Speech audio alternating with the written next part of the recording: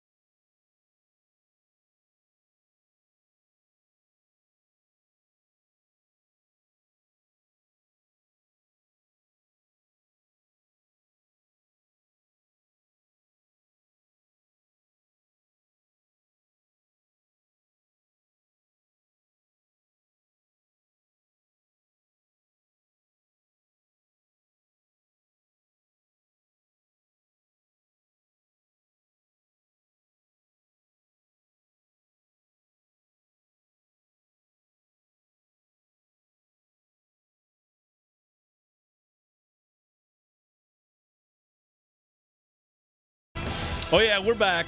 We're back. Jeremy and Joe, good morning, everybody. Happy Wednesday. We're back. Sabres win. See, it's where it's unfair.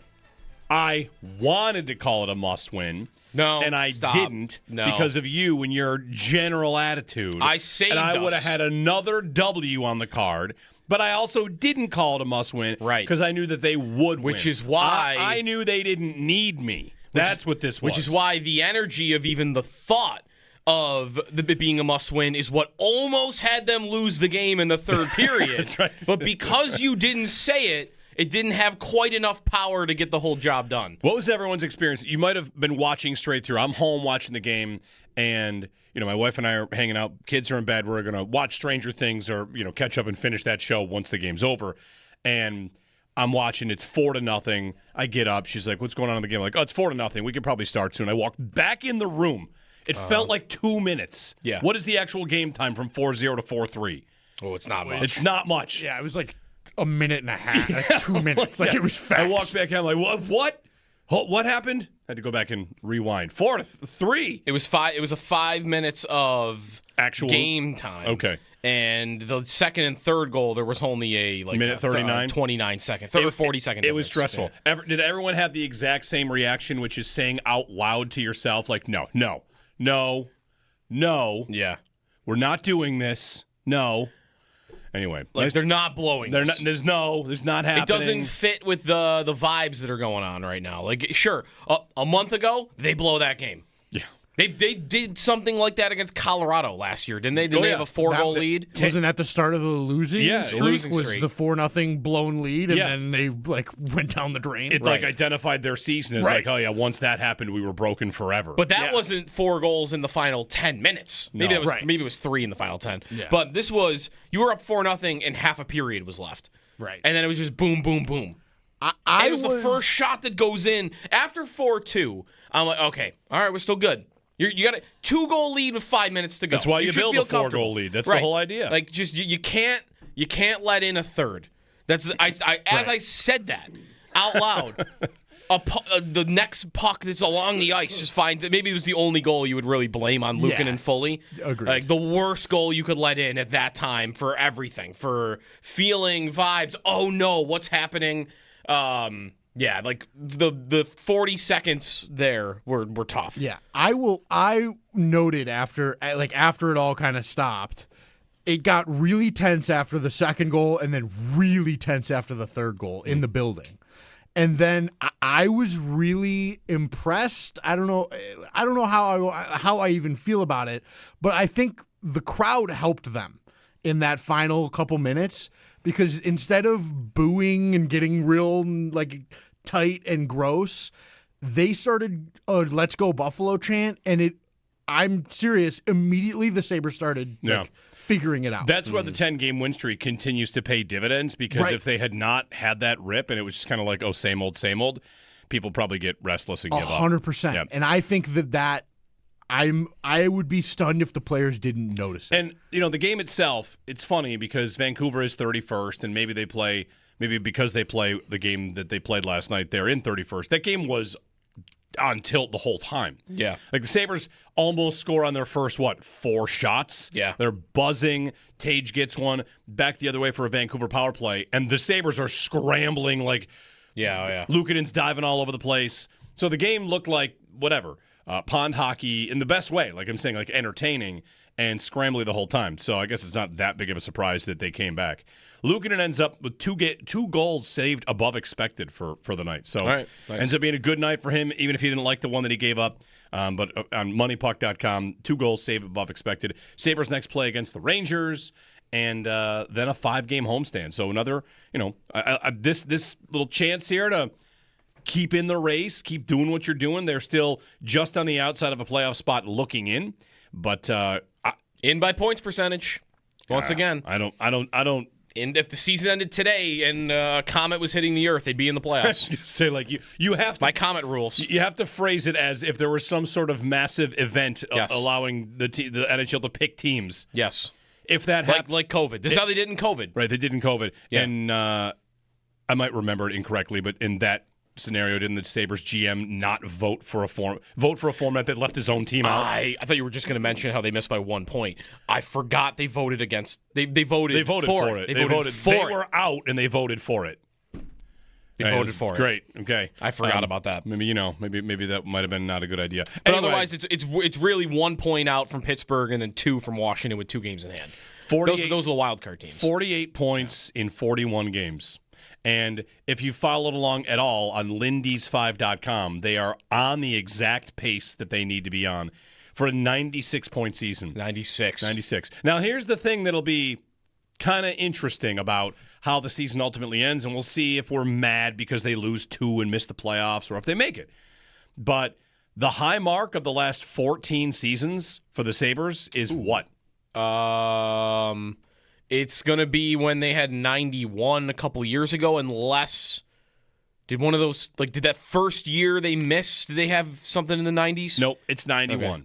91? Yep, 91. The first year they missed 889 in 2011-12. Okay. That's like an Ehrhoff, Robin Regeer year. There's an 89. Years in the 80s, there's an 89, an 81, a 91, and an 84. And that's it. Last year was 79. So it's in the realm of possibility that they finish with 96 and miss, or 95 and miss. And I wonder if I should be looking at the wild card, which is going to be a lot more volatile and wild, or if it really should be about, let's talk Montreal. Let's talk about chasing down the Canadiens, getting the 3rd spot. And I also would like to say, if you are really bullish on the way that they look right now, which I think you could be, they look like a team that decided to flip a switch and become good. Yes. They do multiple things well now.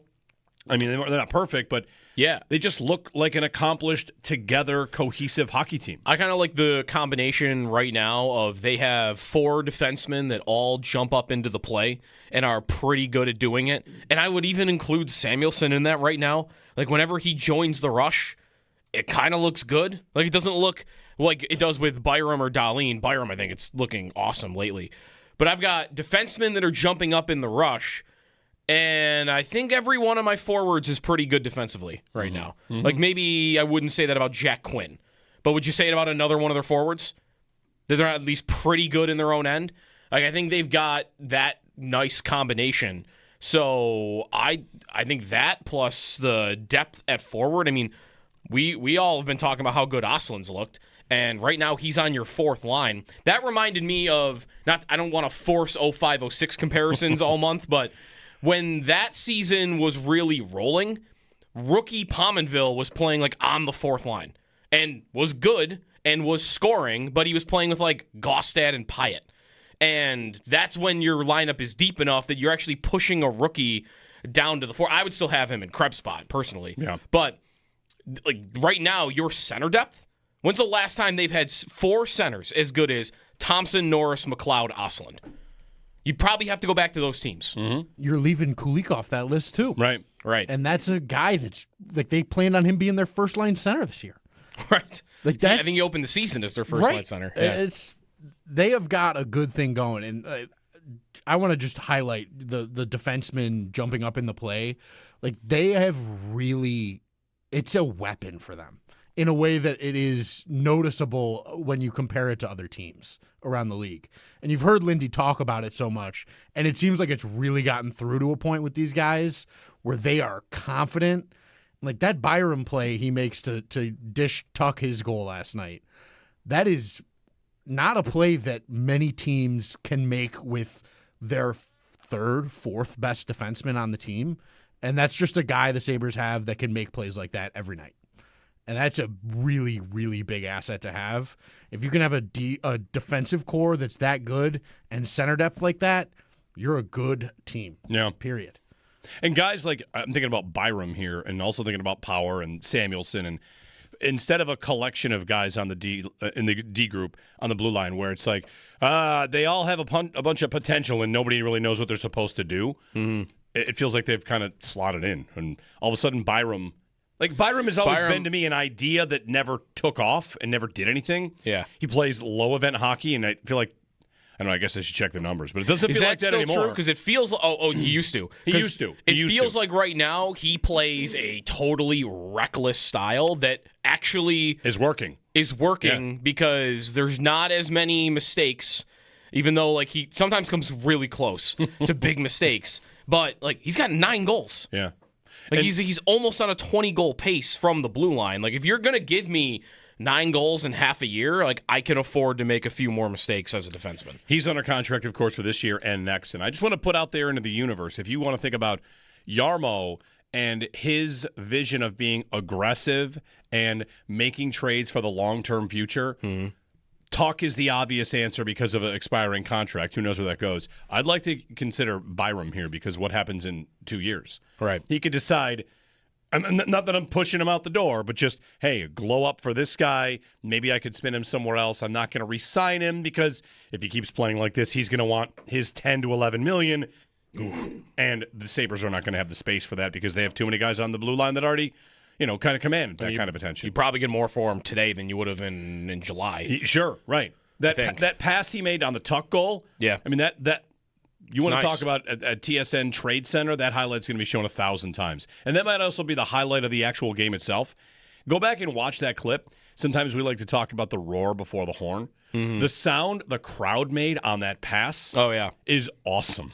Yeah. Everybody in the arena with a ooh, and then Tuck banks it in. It's a nice play. So good for the Sabres. Nice win. Go beat the Rangers on Thursday and then come home for a homestand in a 5-game homestand. That'd be great. They just need a power play. That's it. It's the only thing they still need. Yeah. 7 games now they've gone without scoring on the power play. I tweeted this last night. I think if Jarmo is going to make a trade at any point soon, they need to start looking at like a power play specialist for their roster that they do not have. And I don't know if that's going to be you move like a Jack Quinn off your team or it's like a hockey trade or whatnot. But there have been guys like that have been moved. Like Line got traded last year, right? And he hasn't been healthy this year, so I'm not saying like he would have been the answer. They chased Patrick Kane 2 years ago when we didn't think we needed power play. Can I give you a name? Yeah. He doesn't have power play numbers this year. I don't know if this name is someone that you would consider what kind of power play specialist? Like a forward that scores? Yeah, I think I need the guy that's moving the puck and is a really good shooter. Yeah. Okay, I'm not sure if that fits exactly what you're looking for, but how would you feel about Artemi Panarin? He would be good for that because I think he is like the motor on a power play. Yeah, I need a guy who is the motor. Right now, I think that is probably Dahlin from the top. And the more I watch Dahlin and Tage, I don't know that they just have it on the man advantage. Mm-hmm. They're incredible players at 5-on-5. Like, they're awesome players. But something is always seemingly missing on, like, either there's a lack of aggressiveness, or that could be even coaching, just the way that they're designing a unit. But yeah, like a Panarin, where like, oh, that guy's the engine that makes a power play go. Like, I think they could use something like that. He's on the final year of a deal, so that'd be expensive, and it would be a rental. His cap hit is 11.6. Yeah. So I mean, you got to go some major dollars out in the process. Yeah. But just I just want to put that name out there. They want to do it for Tuck? That's not 11 out. That's like 4.7 out. No, I know. Well, how much cap space do they have? Not a lot. They can't figure that out for the cap? No, you need more. So anyway. Because 1-for-1, that might make a little bit of sense. Like the Rangers, there's already a rumor, like the Rangers like Tuck. Maybe they think they want to pay him long term. And if they're not going to do that with Panarin, and the Sabres aren't going to pay either, which one would I rather have for the rest of the season? Love Tuck. He's penalty kill. They're going to miss that. That unit is, that combo of McLeod and Tuck is the best penalty kill unit I've seen in a decade for this team. But I'm not saying no to Artemi Panarin if I can make the cap work. But as you're saying, like, he would have to waive. They only have like $3 million in space, $4 million in space. Yeah. He'd have to waive a no move. But again, like, it's the deadline, and if you're in a playoff race, you might. This is the value of making it.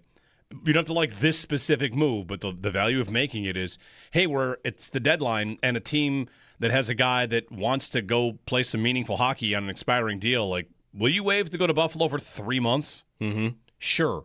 It's not the same as trying to trade for that guy when he's got 3 years of term and you're at the bottom. Right. So anyway, hey, Sabres, nice win. Rangers up next. 803-0550. Coming up on the show today, got some good Sabres energy to start. We'll get some phone calls in. We've got Paul at 7, Paul Hamilton, coming up 7 o'clock, recap last night's game. At 8 o'clock, Joe Marino of the Locked On Bills podcast, talk about the Bills and Jags.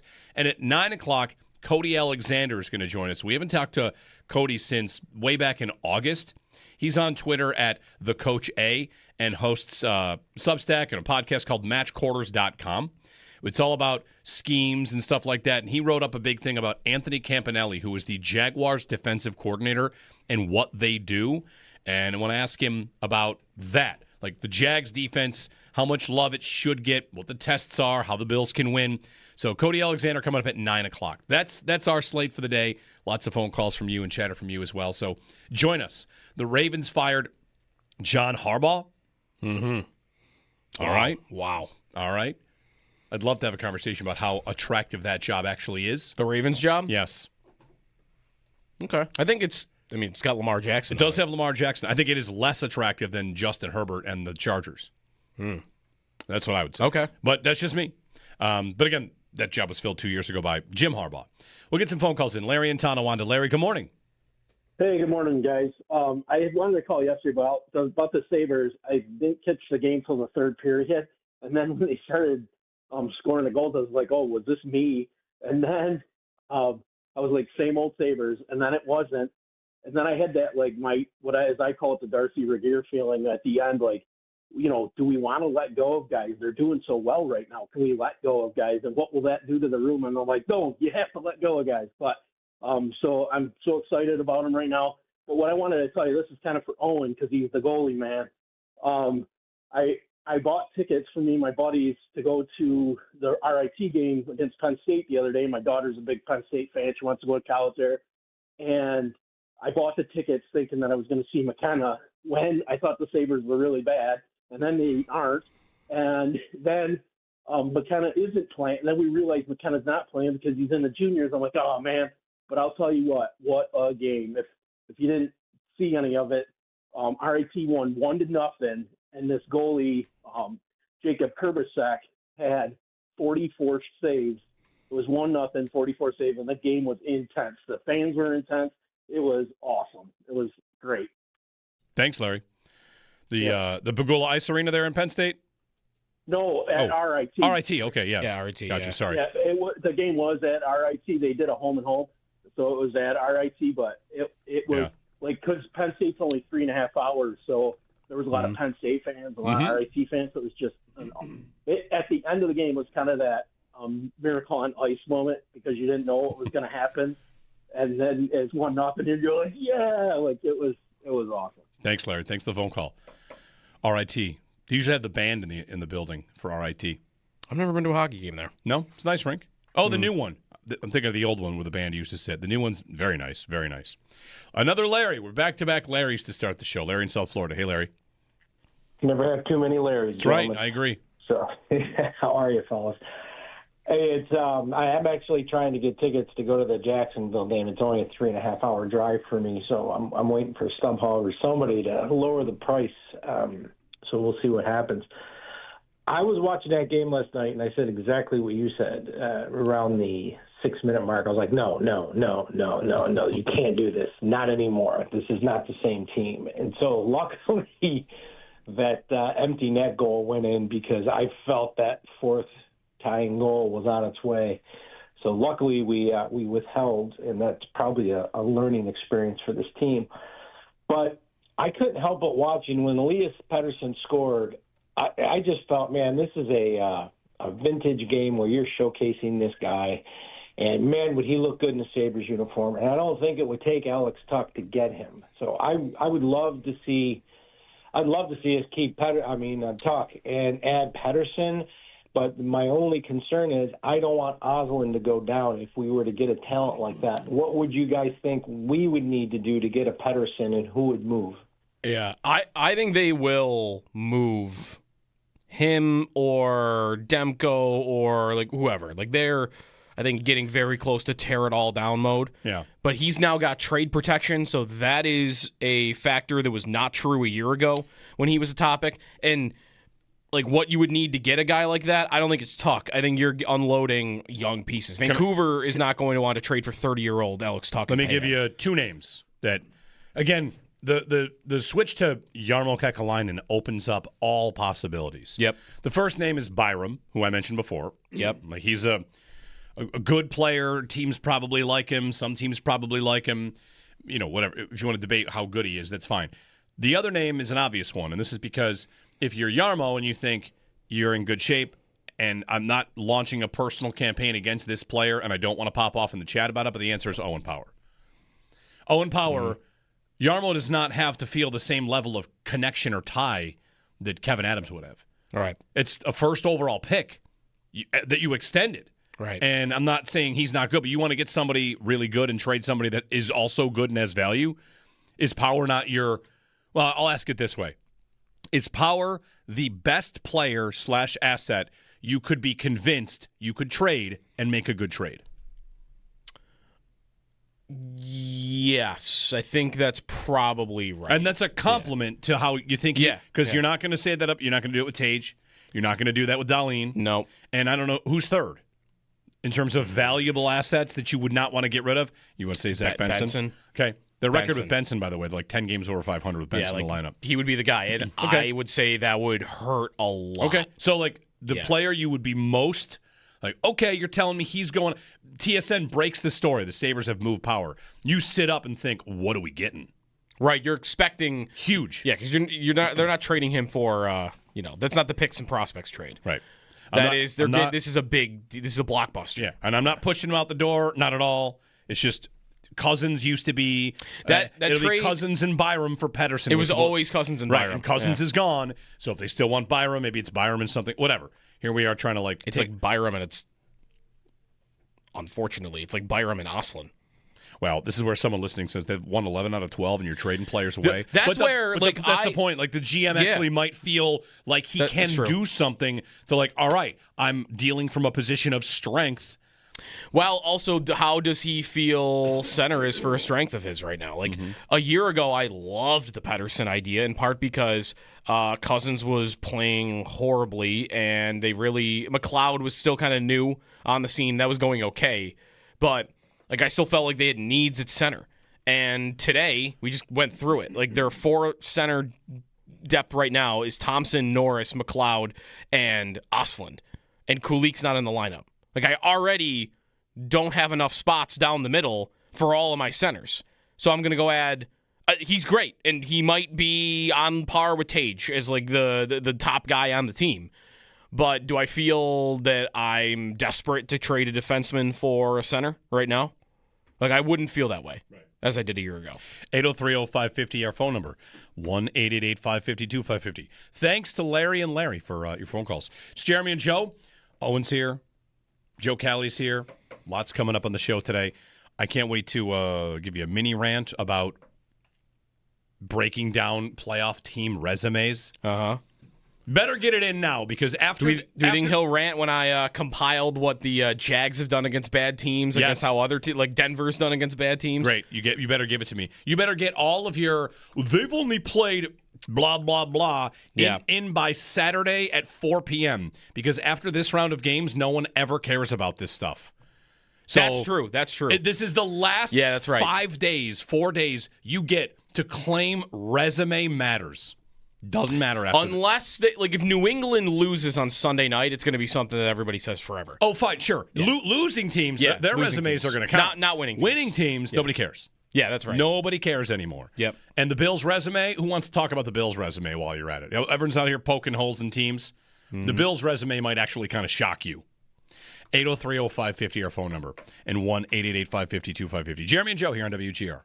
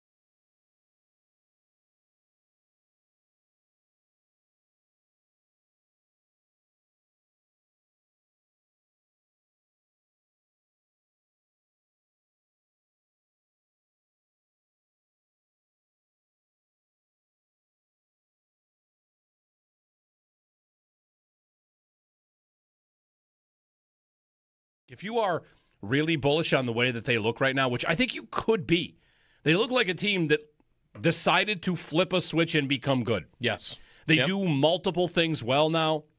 I mean, they're not perfect, but they just look like an accomplished, together, cohesive hockey team. I kind of like the combination right now of they have 4 defensemen that all jump up into the play and are pretty good at doing it. And I would even include Samuelson in that right now. Like, whenever he joins the rush, it kind of looks good. Like, it doesn't look like it does with Byram or Dahlin. Byram, I think it's looking awesome lately. But I've got defensemen that are jumping up in the rush, and I think every one of my forwards is pretty good defensively right now. Mm-hmm. Like, maybe I wouldn't say that about Jack Quinn, but would you say it about another one of their forwards? That they're at least pretty good in their own end? Like, I think they've got that nice combination. So I think that plus the depth at forward, I mean, we all have been talking about how good Oslin's looked, and right now he's on your fourth line. That reminded me of, I don't want to force 05-06 comparisons all month, but when that season was really rolling, rookie Pominville was playing like on the fourth line and was good and was scoring, but he was playing with like Gaustad and Pyatt. And that's when your lineup is deep enough that you're actually pushing a rookie down to the floor. I would still have him in Krebs' spot, personally. Yeah. But like right now, your center depth, when's the last time they've had 4 centers as good as Thompson, Norris, McLeod, Osland? You'd probably have to go back to those teams. Mm-hmm. You're leaving Kulik off that list, too. Right. And that's a guy that's, like, they planned on him being their first-line center this year. Right. Like, I think he opened the season as their first-line center. Yeah. They have got a good thing going, and I want to just highlight the defensemen jumping up in the play. Like, they have really, it's a weapon for them in a way that it is noticeable when you compare it to other teams around the league. And you've heard Lindy talk about it so much, and it seems like it's really gotten through to a point with these guys where they are confident. Like that Byram play he makes to dish tuck his goal last night, that is not a play that many teams can make with their third, fourth best defenseman on the team. And that's just a guy the Sabres have that can make plays like that every night. And that's a really, really big asset to have. If you can have a defensive core that's that good and center depth like that, you're a good team. Yeah. Period.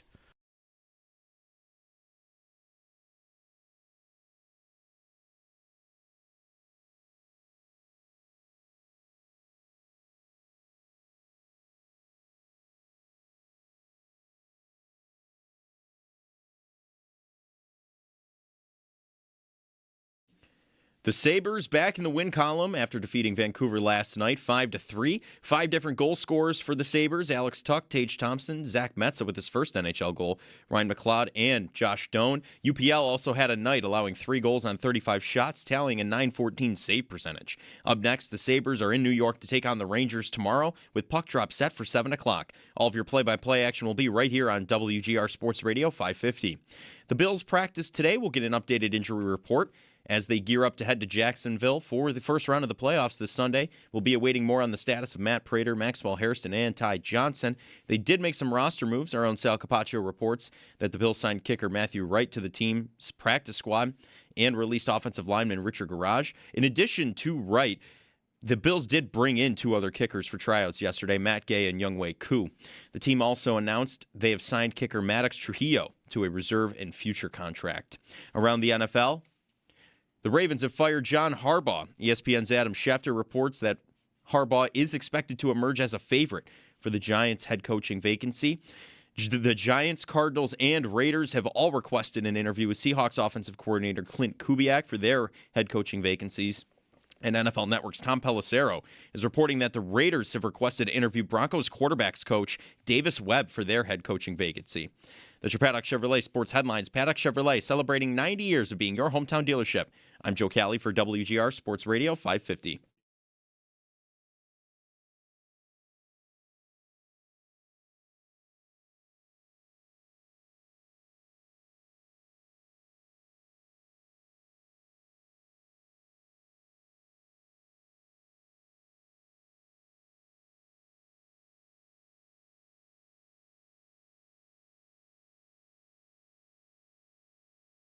Two-on-one for Buffalo, short-handed. Nice pass! Scores! The power play Twins go to work there. Tuck to McLeod, and it's a 2-0 Buffalo lead. One of the first moments of the game brought to you by Firth Jewelers. For the moments in your life, go forth to Firth. Dan Dunleavy on the call. The Sabres win. Good crowd on hand. They hold off Vancouver, a late rally from the Canucks, and the Sabres take the victory 5-3. Tage Thompson opens the scoring. Alex Tuch scored as well. And they are 1 point out of a playoff spot with half the season to go. So that's great. And they are 3 points out of a playoff spot in the division, one of the guaranteed top 3 spots. That's held by Montreal. They're 3 points back with a game in hand, and they will play Montreal 3 times this month. So that's the story on the Sabres. You can give us a call on that if you want to, 803-0550. 1-888-550-2550. One more day without football, and then tomorrow we start college football playoff pair of games into the weekend for super wild card weekend. We'll get your phone calls at 803-0550. Can I get my resume rant in now? Sure. Okay. I don't want to. You've heard enough of who's played bad teams? I've heard so much. I've heard enough. Yeah. And the main reason I've heard enough, and I don't want this to come across as like I'm telling you that the Bills stink. Resume talk is worthless. It means nothing, and everybody forgets about it. It's almost as useless as preseason talk. When a team wins the Super Bowl, the 13 seconds team, let's talk about that. How many good teams have the 13 seconds team beat along the way to getting to 13 seconds?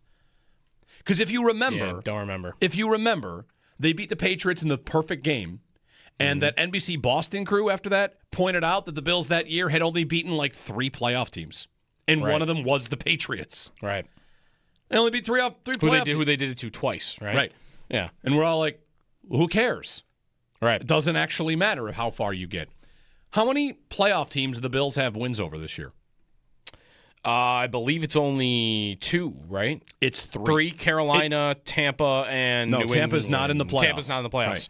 Right. 3 wins over if you want to do the thing where you remove the context. Carolina, Pittsburgh, and New England. Carolina, Pittsburgh, and New England. Who are the 2 worst teams in the playoffs? Carolina and Pittsburgh. They come on. You want to talk resume. How many wins do the Bills have over teams that finished with winning records?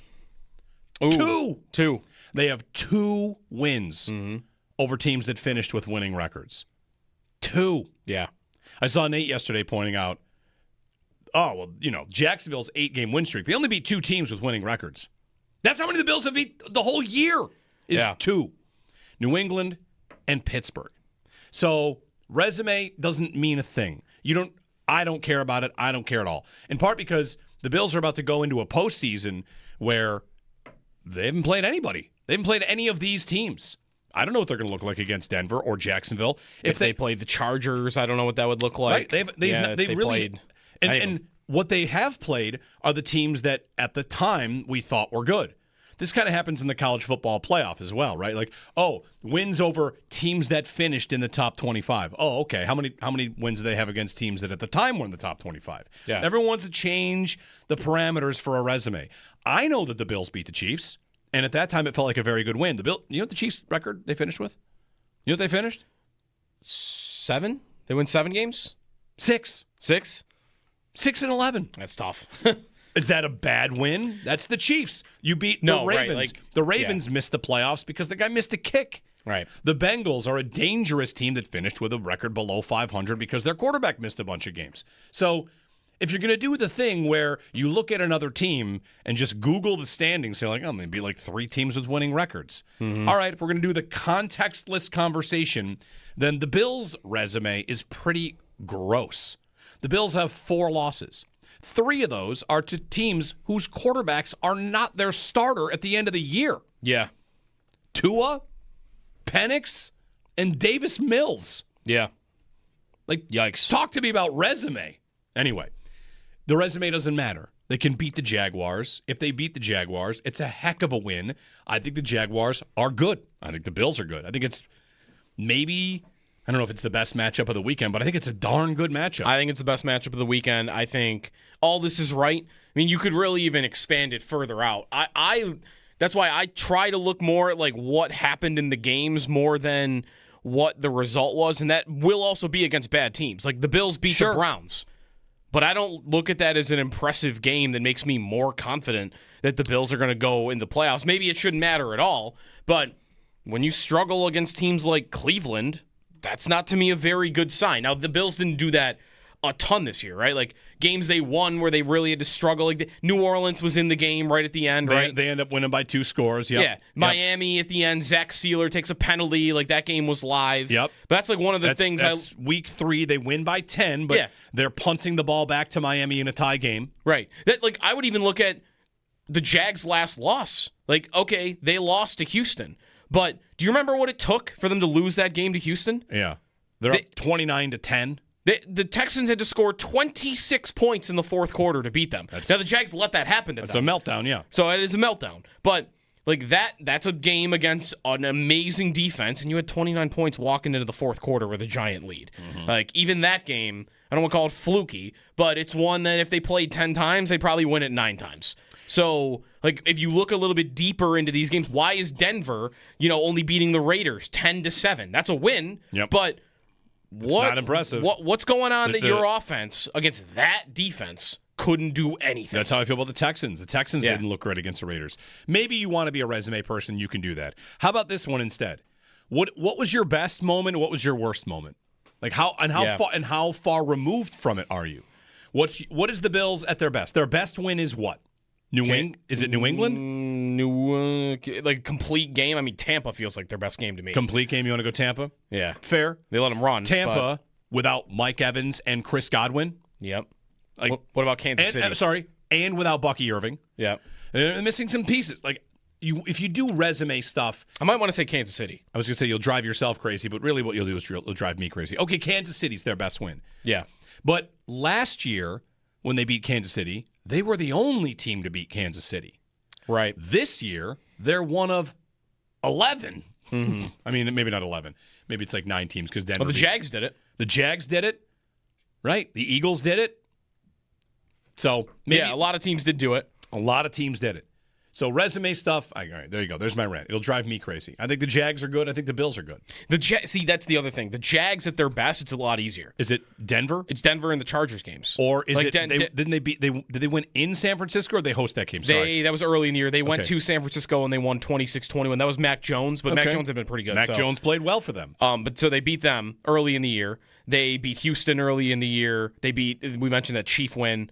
But, like, I think it's easy, like, for them. Like, their most impressive game, unless you really want to go to home against the Chargers and they blew them out. Yeah. Like, to me, Denver going on the road against that defense and hanging 34 on them is the most impressive thing they've done this year. Okay.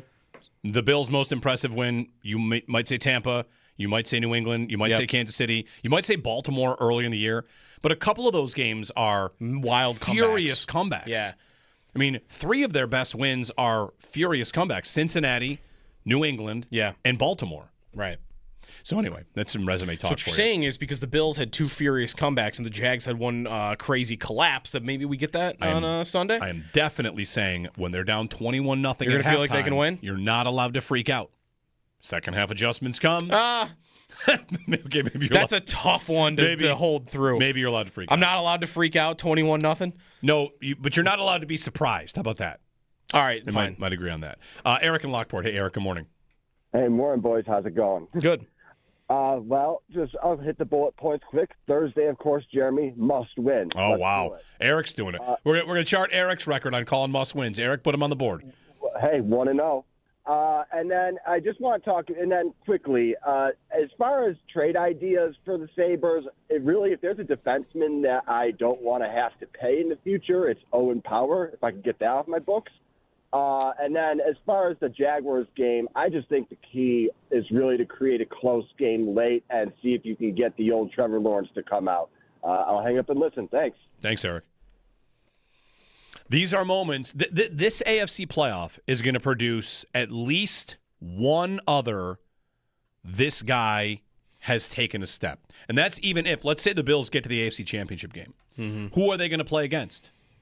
Will it be Drake May? Will it be Bo Nix? Will it be Justin Herbert? Someone, probably 2 someones, are maybe going to elevate to a level that they have not before. Whether that's Allen in the Super Bowl, or if Herbert were to make it, or if Drake May wins the MVP and makes the Super Bowl in his first year. So, you talk about get the old Trevor Lawrence out. If Trevor Lawrence makes the AFC Championship game, all of a sudden he's looked at a little differently. He's not come close to that before. No, not even close. I mean, they made the divisional round and lost to the Chiefs.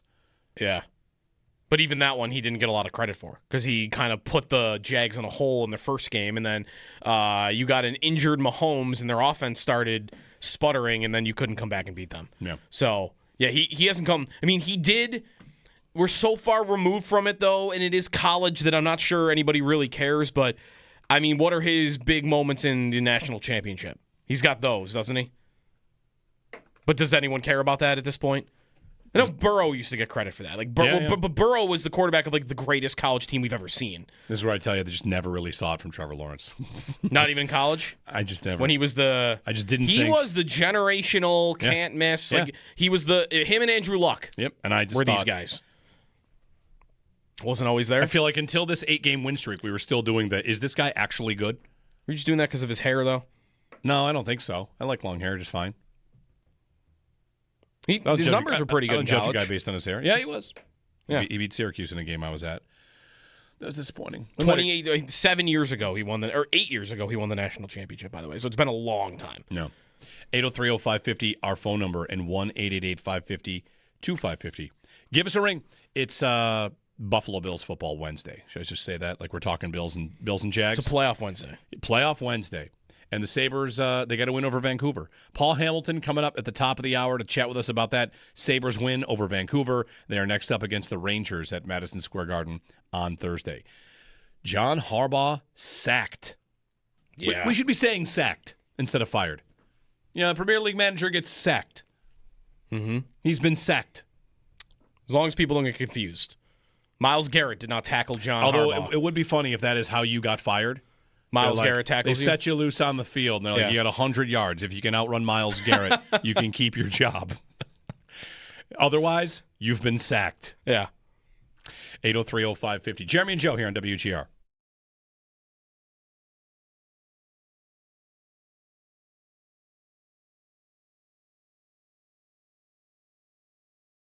If you are really bullish on the way that they look right now, which I think you could be, they look like a team that decided to flip a switch and become good. Yes. They do multiple things well now. I mean, they're not perfect, but they just look like an accomplished, together, cohesive hockey team. I kind of like the combination right now of they have 4 defensemen that all jump up into the play and are pretty good at doing it. And I would even include Samuelson in that right now. Like, whenever he joins the rush, it kind of looks good. Like, it doesn't look like it does with Byram or Dahlin. Byram, I think it's looking awesome lately. But I've got defensemen that are jumping up in the rush, and I think every one of my forwards is pretty good defensively right now. Mm-hmm. Like, maybe I wouldn't say that about Jack Quinn, but would you say it about another one of their forwards? That they're at least pretty good in their own end? Like, I think they've got that nice combination. So I think that plus the depth at forward, I mean, we all have been talking about how good Oslin's looked. And right now, he's on your 4th line. That reminded me of, I don't want to force 05-06 comparisons all month, but when that season was really rolling, rookie Pominville was playing like on the 4th line and was good and was scoring, but he was playing with like Gaustad and Pyatt. And that's when your lineup is deep enough that you're actually pushing a rookie down to the 4th. I would still have him in Krebs spot, personally. Yeah. But like right now, your center depth, when's the last time they've had 4 centers as good as Thompson, Norris, McLeod, Osland? You'd probably have to go back to those teams. Mm-hmm. You're leaving Kulik off that list, too. Right. And that's a guy that's, like, they planned on him being their first-line center this year. Right. Like I think he opened the season as their first-line center. Yeah. They have got a good thing going, and I want to just highlight the defensemen jumping up in the play. Like, they have really – it's a weapon for them in a way that it is noticeable when you compare it to other teams around the league. And you've heard Lindy talk about it so much, and it seems like it's really gotten through to a point with these guys where they are confident. Like that Byram play he makes to dish tuck his goal last night, that is not a play that many teams can make with their 3rd, 4th best defenseman on the team. And that's just a guy the Sabres have that can make plays like that every night. And that's a really, really big asset to have. If you can have a defensive core that's that good and center depth like that, you're a good team. Yeah. Period.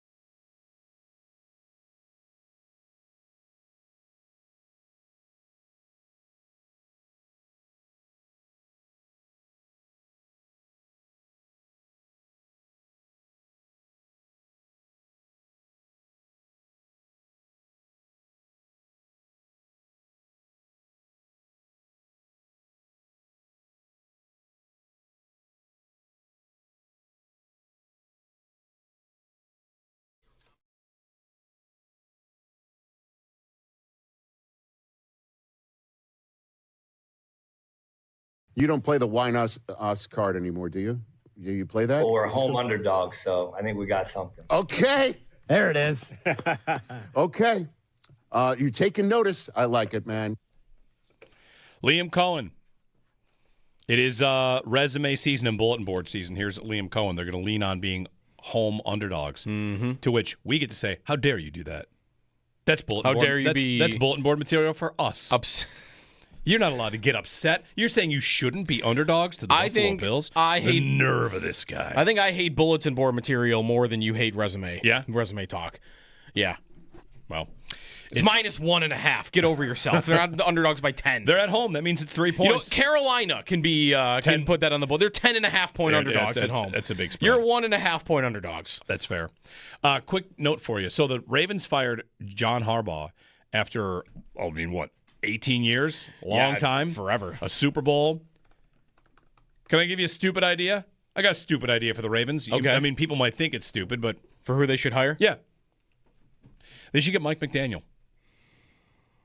They should hire the Dolphins coach. Why? Because the Dolphins coach runs an offense that's built on running the football, and the best cheat code for running the football is having a quarterback that can run the football also. And I got some numbers on McDaniel and what he did for Tua up until this year. Ian Hartitz tweeted this out. Like, Tua's EPA per dropback, pre-Mike McDaniel, he was 33rd and then 19th in the league. Yep. And then he went third, fourth until this year when it all fell apart. Tyreek Hill left. Right. So why don't I give one of these Shanahan run the ball, give him a quarterback that's not, the first read's done, you're toast. He could probably take Tyreek Hill with him. The alternative, of course, could be the Dolphins could just trade for Lamar Jackson. Like, that might happen too. Right. I'd like to see Mike McDaniel. I actually don't want to see this as like a Bills fan, the Bills in the division, but I think he could be a good coach if he had a good quarterback. And he made a guy that we think is not a good quarterback into a pretty good quarterback. That's how I think of him. He took the quarterback that might have the fewest tools to design an offense with. You have to get the ball off within 3 seconds every single play. You can't do anything mobile with the quarterback. Everything is anticipation and just guessing. There are certain areas of the field you can't attack as much as other teams. Like, you have all these limitations, and he got those results for 3 years. Right. Offensively, at least. Like, is he maybe destined to be a better offensive coordinator than... Right, maybe. Maybe. But...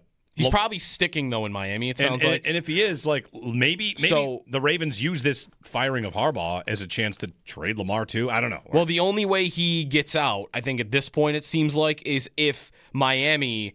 There was, I think, Josina Anderson, and maybe there was one other reporter that said this, that the Dolphins are really into the idea of Harbaugh. That now that he's available, even though they don't have a vacancy... Like ownership, especially like Stephen Ross, like they might jump at the chance to get Harbaugh. So if they do that, McDaniel becomes available, and you could just have a swap. McDaniel to Baltimore. If he didn't get a job like that, though, I think coordinator. He's probably next going to be a coordinator, and probably a pretty good one. Yeah, like on the Giants or the Titans or one of these teams with a young quarterback that he could maybe develop. Maybe. Harbaugh, where's he going? The immediate report was that he heard from 7 teams. Yeah. Which, shouldn't the Ravens maybe have tried to trade him if there was that much interest? You had him under contract. Like, coaches have been traded before. There's always these Tomlin is traded reports. Right. Like, you couldn't have got a 3rd-round pick for John Harbaugh. Like, hey, Giants, you like this idea? You don't have to interview. Here, he's yours. Right. You can trade for him. 803-0550. Paul Hamilton, when we return. Paul will join us to talk about the Sabres and the Canucks. And also, next segment, did not happen in the Sabres game, but last night there was one of the worst goaltending performances in NHL history, maybe. We'll tell you about that. It's coming up here on WGR.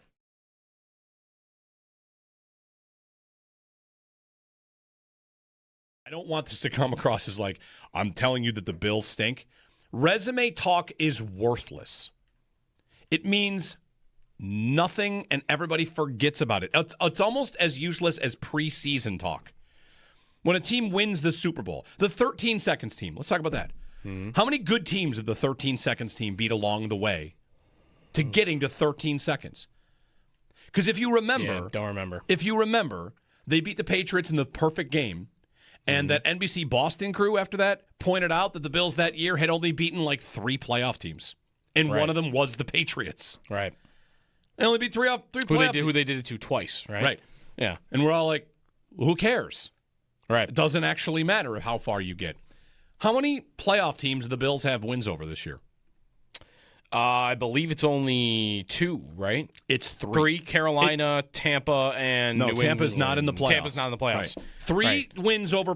If you want to do the thing where you remove the context, Carolina, Pittsburgh, and New England. Carolina, Pittsburgh, and New England. Who are the 2 worst teams in the playoffs? Carolina and Pittsburgh. They come on. You want to talk resume? How many wins do the Bills have over teams that finished with winning records? Ooh, 2. They have 2 wins over teams that finished with winning records. 2. Yeah. I saw Nate yesterday pointing out, Jacksonville's 8-game win streak. They only beat 2 teams with winning records. That's how many the Bills have beat the whole year is 2. New England and Pittsburgh. So resume doesn't mean a thing. I don't care about it. I don't care at all. In part because the Bills are about to go into a postseason where they haven't played anybody. They haven't played any of these teams.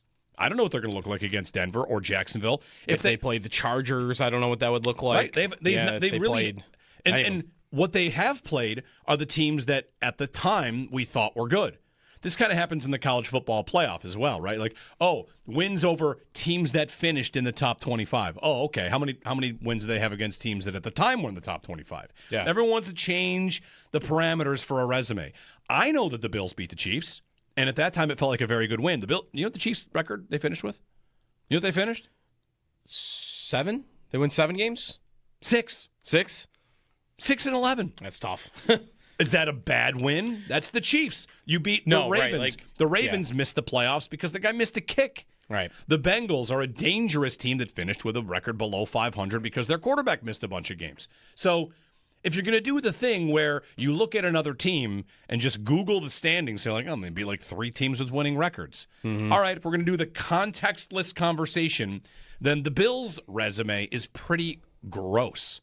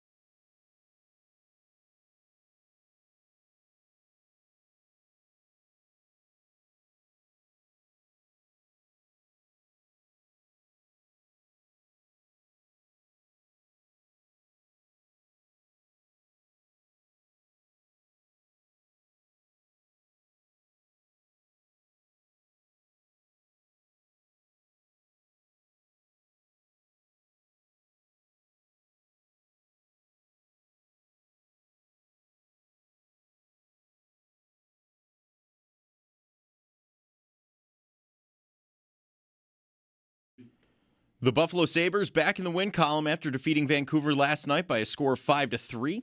5 different goal scorers for the team. Alex Tuch, Tage Thompson, Zach Metza with his first NHL goal, and Ryan McLeod and Josh Doan as well. UPL had a night allowing 3 goals on 35 shots, tallying a .914 save percentage. Up next, the Sabres are in New York to take on the Rangers tomorrow, with puck drop set for 7 o'clock. All of the play-by-play action will be right here on WGR Sports Radio 550, and Paul Hamilton joins Jeremy and Joe up next.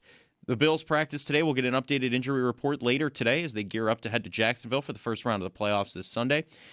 We'll be awaiting more on the status of Matt Prater, Maxwell Harrison, and Ty Johnson. They also made some roster moves. Our own Sal Capaccio reports that they signed kicker Matthew Wright to the practice squad and released offensive lineman Richard Garage. In addition to Wright, the Bills brought in 2 other kickers for tryouts, but did not select them, Matt Gay and Youngwei Koo. The team also announced they have signed kicker Maddox Trujillo to a reserve and future contract. Around the NFL, the Ravens fire head coach John Harbaugh. ESPN's Adam Schefter is reporting that Harbaugh is expected to emerge as a favorite for the Giants' head coaching vacancy. The Giants, Cardinals, and Raiders have all requested an interview with Seahawks offensive coordinator Clint Kubiak for their head coaching vacancies. And NFL Network's Tom Pelissero reports the Raiders have requested to interview Broncos quarterbacks coach Davis Webb for their coaching vacancy. That's your Paddock Chevrolet Sports Update. Paddock Chevrolet, celebrating 90 years of being your hometown dealership. I'm Joe Cali for WGR Sports Radio 550.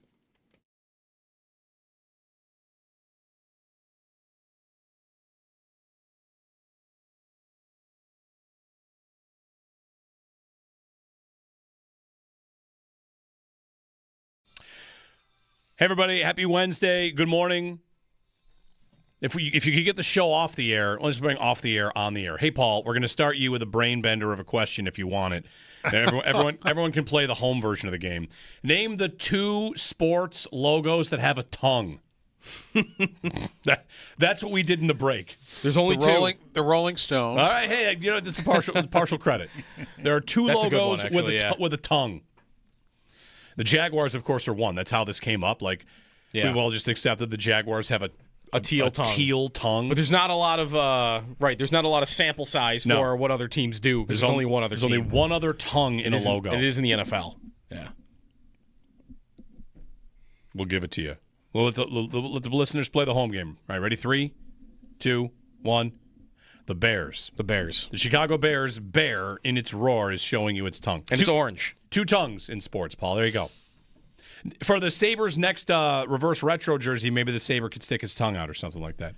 For some reason, I was thinking the Detroit Tigers, but they might have a tiger that you can see. We're talking primary logo having a tongue. Oh, you know what, though? That's good because the logo with the tiger going through the D. Yeah. Tongue.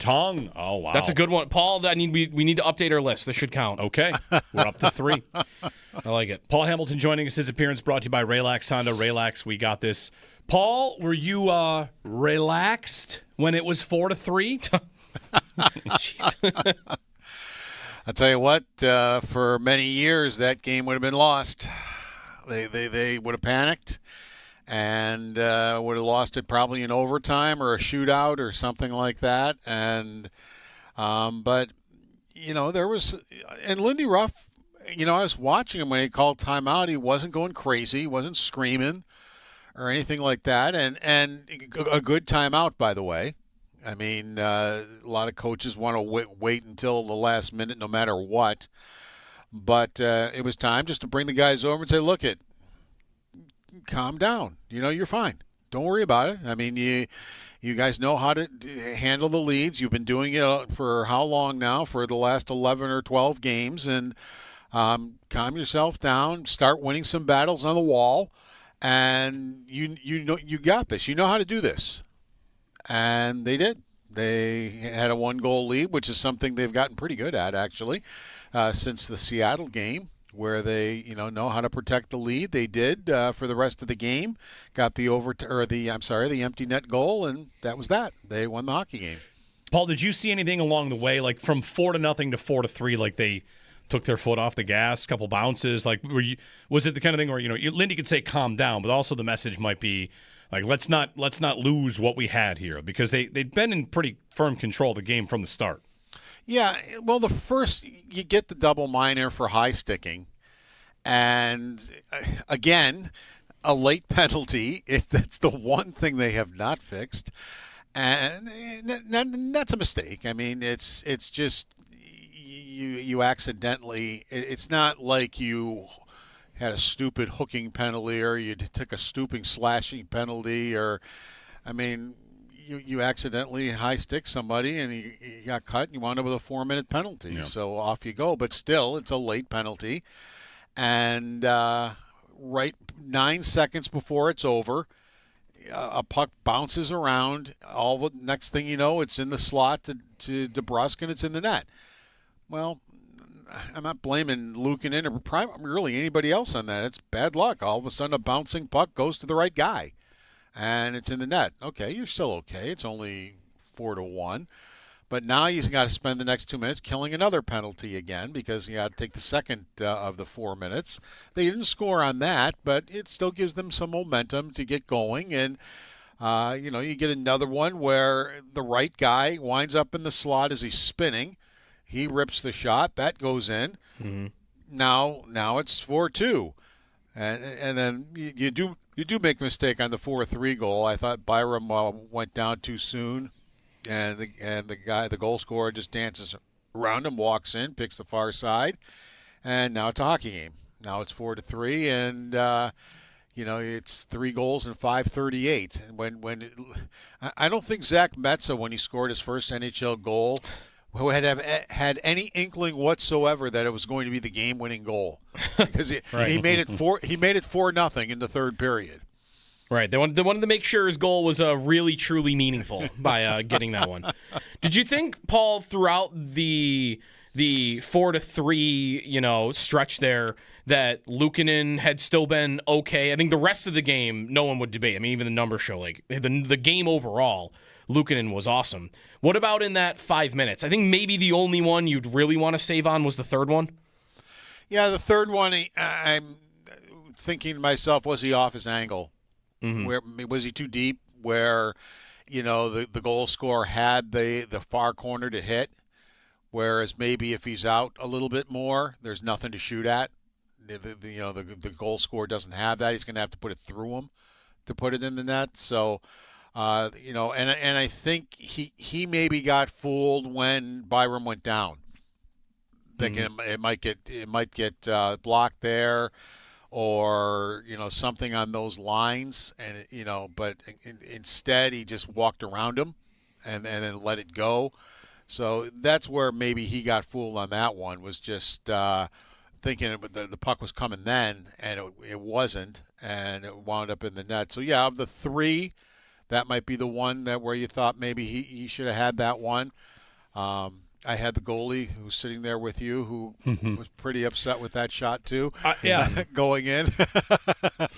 So you're sitting with Owen. Owen, I know you tweeted during the game, and Paul, your thoughts on this as well, that Luukkonen kind of, the big save at the big moment, that was early in the game. He made bigger, like he was part of the reason they were up 4-0. Like it's, sometimes we think about the only big moments are late in games, but he made big saves early. Yeah, to me, there's a time in every game where a goalie can truly make his impact felt, and it comes at different times. Often it is late, but to me in that first period, the penalty kill really was his time to make a difference in that game, and he did, and it allowed the Sabres to really find their game. And I think a bunch of the players spoke about that post-game, if I'm not wrong, right, Paul? Yeah, the Canucks had 7 shots on goal, and they were all in that one power play. All 7 of them were. And as a matter of fact, yes, Vancouver did have 35 shots, and it looks like maybe they dominated the game. 12 of the 35 were on the power play. Buffalo did not get a power play shot. So if you take away the power play shots, no, the shots are pretty even. It's 23-20. It's not. It doesn't look as bad, but the Canucks were buzzing when they had the power play. They were getting shots. Luukkonen and really that first power play, I love the desperation by Luukkonen and everybody around him. There was a puck bouncing around. You want to say a schmozzle. That puck was bouncing around. Players were bouncing around. Luukkonen and every Sabre were doing everything they possibly could to make sure that puck didn't wind up in the back of the net. Yeah. And they did. I just loved the desperation I saw there. throughout that whole penalty kill. In the first period, too, they came out very well. I liked the battles, on the walls. They were coming in and outnumbering and winning battles and doing everything they talked about doing immediately following that Columbus game. It's like, okay, we got to put this away and we got to get back to what we were doing, and that's what they did. They got back to what they were doing, and then next thing you know, they started scoring goals on their own and taking that 3-0 lead right, pretty quick early on. That is something, Paul, that I think everyone has noticed a little bit more recently. Last night, you mentioned those couple moments. There's a play in the third where Thompson tackles Pettersson while he's in the front of the net. There was the play where was it Byram? No, it was Norris. Saved it from going in. If you look off to the left, Power has tackled a guy down to the ice. So you're kind of getting it from everybody right now, and that's maybe been one of these consistent themes through the last 11, 12 games. You know what I loved about that Thompson play? He lost the draw and took the centerman to the net. Very often, if you lose the draw, you're mad, and your guy goes to the net and you don't. Mm-hmm. And next thing you know, it's in the net. He stayed right with him and was right on him, as you mentioned, took him down. And, that really impressed me there that, okay, again, they're competing. All right, he didn't win the draw, but he didn't stop competing. And sometimes, in past years, he gets criticized for some of his compete at times. But, that was a great play, and a play that when you look at it at the end, could have been the difference between getting 2 points or 1 point. Paul Hamilton joining us on the Western Hotline. Sabres beat Vancouver. Paul, how do you feel about Byram's overall season right now? He got another 2 assists last night. Do you feel like he's playing his best hockey he has in this uniform? Yeah, I mean, he played his worst hockey for a while. It was just like it didn't matter what partner he had or who he was with. He was a turnover machine. It was winding up in the net. And I just remember saying to myself many times early on, what is wrong with him? I don't get this. I was one of them that I thought they did a good job in signing him. I thought it was a good signing to bring him back. And then he was playing like that. I just didn't understand it. I didn't understand what was going on. I was talking to him about it, Lindy Ruff about it, and I've once he's straightened it out and is playing really good hockey now, and we noticed the offense, but he's playing really good hockey in his own zone too. Take away the Columbus game, really, really buckling down. Killing plays, getting the puck out of the zone with good passes. The whole thing. And I mean, this is the guy that it's like one extreme to the other. He's really, really good now, and he was really, really bad before. And now, and I think a lot of the. I think Owen Powers improved his game, especially that in front, covering people in front of the net where he'd wind up being there. He was able to figure out the play and be in the right place, but he wouldn't cover the guy. And next thing you know, it was in the net. And I've noticed that has improved. He was very active last night, trying to get into the offense. He did get an assist early, but I think that might have been some of the most active play I've seen from him in the offensive zone during last night's game. Yeah, I've thought about that. Byram especially seems like one of these guys that is probably playing his best when he's freed up to move all over the ice and jump up. And I don't necessarily remember what Lindy was always like on that front with defensemen, but it definitely seems like he's given those guys license to jump up and play a little more free. I thought you were going to say you didn't remember what Lindy was like when he played. I definitely don't remember that. You didn't see Lindy play. What are you talking about? Definitely don't remember that. I don't think you were alive for any of his career, were you? No, I think it just ended right before. Yeah. Yeah. You weren't there for when he and Billy Smith attacked each other.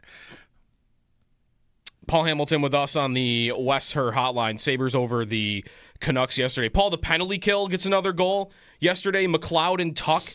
That duo, I mean, it's definitely their number one duo when they start a PK. They've got that ability to move down the other end of the ice.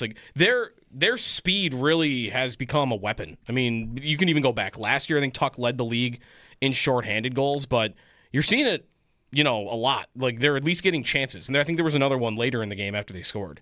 Oh, back in the lores of Buffalo Sabre hockey, I think there weren't two better penalty killers together than Don Luce and Craig Ramsey back in the 70s, and they get talked about even to this day, in Sabre history, and I think McLeod and Tuck can rival that. They just seem to have a very, very good, and it's not just the goal scoring that they do. They get the opportunity to do it. They're not afraid to take the opportunity, but they're so good at the actual kill. They're so good in their own zone. They have good sticks.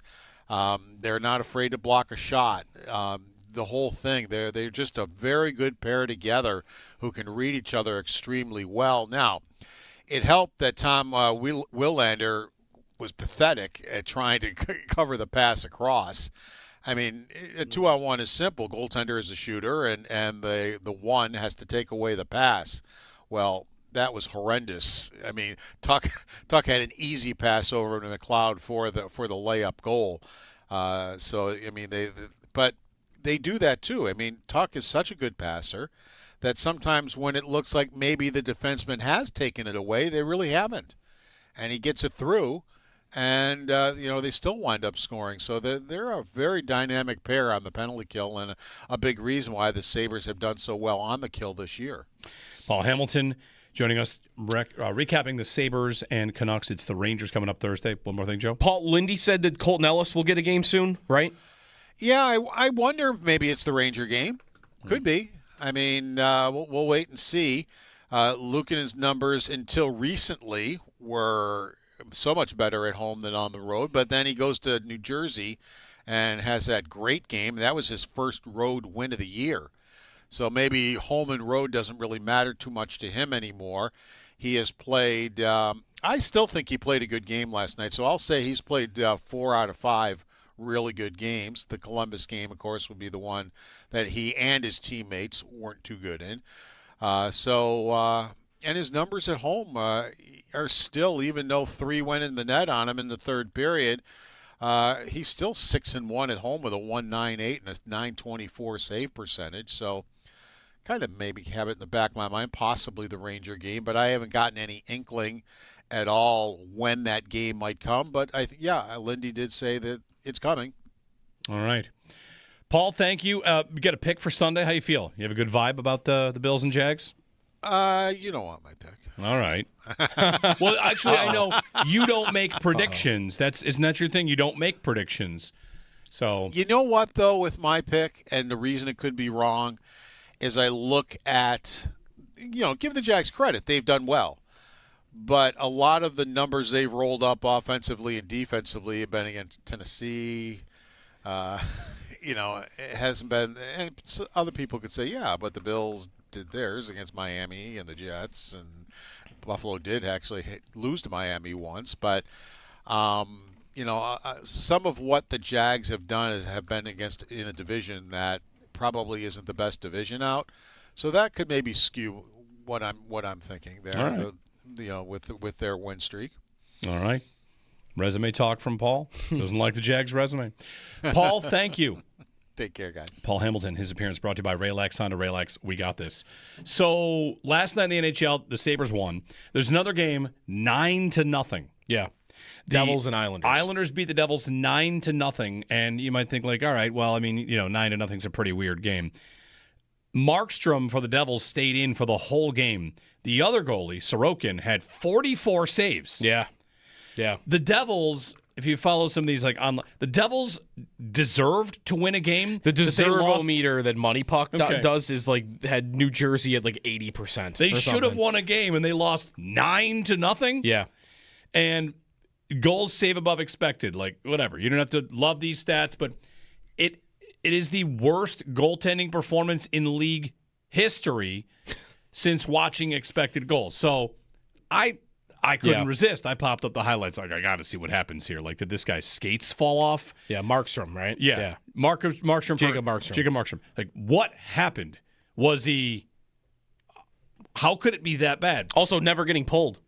Yeah. 9-0, and he never got pulled. He was 7.7 goals below expected. So we had our crack research analyst here, our senior goaltending correspondent, Owen Parker, take a look at you saw this and had to think all right, how bad was it? It was bad. It was that bad? It was bad. I thought he would have fallen down 3 times to give up that number. He might as well have. Okay. I mean, there were a few in there that were really ugly goals. There was one that I think Casey Cizikas, who's not exactly an all-star, was driving the net from the circle and slipped it 5-hole for when he really had no reason to have opened up, and he was just he couldn't stop anything. And a lot of this is just sometimes you can't track the puck that night, and that happens. And what normally happens on a night where you very clearly can't track the puck, which is what Markstrom was going through last night, is your coach sees that and goes, I'm going to get that guy out of there because he can't stop anything. Mm-hmm. And that did not happen last night. I said to Joe Cali this morning, it was the first thing I said to him this morning. I was like, did you see New Jersey? This was insane. Yeah. And my first thought was, well, they have to be playing tonight. Because the only reason that you would ever not pull that guy from that game is because you're saving your backup to play a back-to-back the next night. New Jersey does not play tonight. New Jersey did not play on Monday night. So for some reason, Sheldon Keefe decided roasted his to goalie. light Leave Markstrom him on fire. Yeah. And just leave him there. Yeah. It was... Was there anything to do with when the goals were scored? Didn't that happen with Eric Comrie when he led in 10 for the Sabres against Dallas? So many of them came in the last 10 minutes. It's am I going to pull a guy for 2 minutes? Right. Yes, and I if I'm not mistaken, they also played either the night before or the night after that. Okay, yeah. And that is always to me the only situation that I can ever see a coach deciding to let his guy rot like that is A, you're on a back-to-back, or B, you're trying to send a message to the guy. Well, and I don't know. What a game. I just pulled up really quickly that game against Dallas where Comrie led in 10. What was Markstrom's number for minus 7.7? Yeah. So he allowed 7.7 more goals than what were expected. Yeah. Comrie in the game he led in 10 against Dallas a couple years ago. It was minus 5.3. Right. That's pretty bad. So too. it's more than 2.5 goals worse than that game. Yeah. Right. I guess so. Which it's crazy. Sabres play the Rangers tomorrow, and then they play the Ducks. Yeah. And Ducks are good this year. They are good this year. They're on an East Coast trip. They just got beat by the Flyers last night, 5-2. Mm-hmm. And did you see Trevor Zegras? Yeah, the phone. Zegras scored, and his celebration was to pick up and hang up a phone. Yeah. And he explained that that's how quick the call he got when he got traded was. Did you see that interview where he said that after? That's awesome. Yeah, right. You could see in the interview postgame where he said that to, I forget who it was. Or it might have been Hartnell. NBC Sports Philadelphia asked him about that. How good did it feel to score 2 goals? And he said, bleeping amazing, bleeping amazing. Yeah. He's incredible. That's awesome. That's the most obvious I've ever seen a guy I was so glad to just... The celebration is so great. Recreating the trade call, which by the video of it lasted this long. Hello, Trevor, you've been traded to Philadelphia. Click. Yeah. So that was his celebration. It was very, very, very Also, good. maybe I should wind it back on the Ducks have been good this year because they are in a 7-game losing streak. All right, bring them to town. Let's go. 7-game losing streak. Yeah. 803-0550. Joe Marino, the Locked On Bills podcast, 8 o'clock. We further look into this Bills-Jaguars matchup. When we get back, get some football talk in, including a new fantasy football playoff format that I've just been introduced to in the last 10 minutes. It's coming up here on WGR.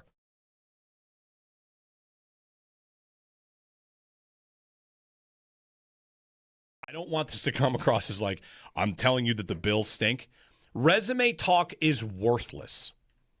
It means nothing, and everybody forgets about it. It's almost as useless as preseason talk. When a team wins the Super Bowl, the 13 seconds team, let's talk about that. Mm-hmm. How many good teams have the 13 seconds team beat along the way to getting to 13 seconds? Because if you remember... don't remember. If you remember, they beat the Patriots in the perfect game, and that NBC Boston crew after that pointed out that the Bills that year had only beaten 3 playoff teams, and one of them was the Patriots. Right. They only beat three playoff teams. Who they did it to twice, right? Right. Yeah. And we're all like, who cares? Right. It doesn't actually matter how far you get. How many playoff teams do the Bills have wins over this year? I believe it's only 2, right? It's 3. Carolina, Tampa, and New England. Tampa's not in the playoffs. Tampa's not in the playoffs. Right. 3 wins over.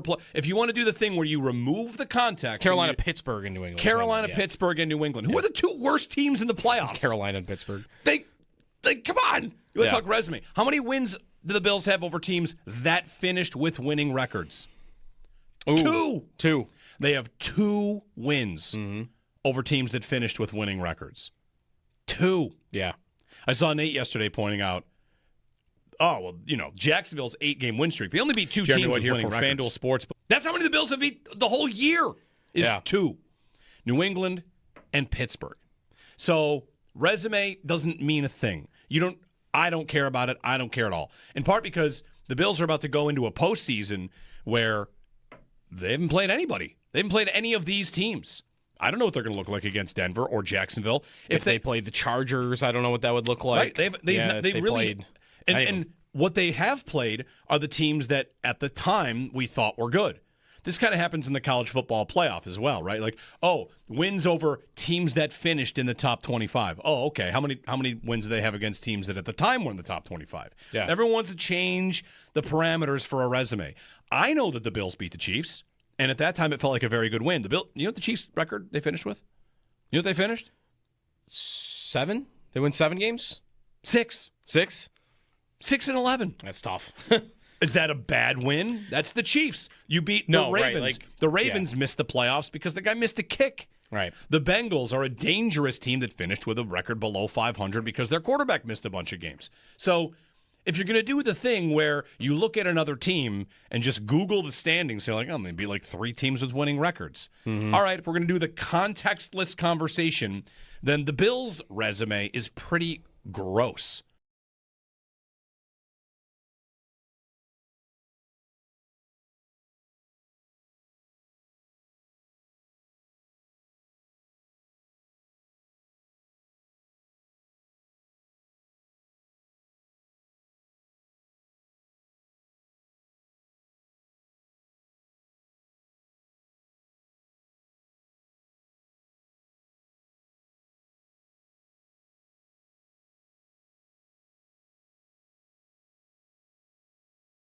Paul Hamilton joining us. His appearance brought to you by Relax Honda. Relax, we got this. Paul, were you relaxed when it was 4-3? Jeez. I'll tell you what, for many years that game would have been lost. They would have panicked and would have lost it probably in overtime or a shootout or something like that. And but there was, and Lindy Ruff, I was watching him when he called timeout. He wasn't going crazy. He wasn't screaming or anything like that. And a good timeout, by the way. I mean, a lot of coaches want to wait until the last minute no matter what. But it was time just to bring the guys over and say, look, calm down. You're fine. Don't worry about it. I mean, you guys know how to handle the leads. You've been doing it for how long now? For the last 11 or 12 games. And calm yourself down. Start winning some battles on the wall. And you got this. You know how to do this. And they did. They had a 1-goal lead, which is something they've gotten pretty good at, actually, since the Seattle game, where they know how to protect the lead. They did for the rest of the game. Got the the empty net goal, and that was that. They won the hockey game.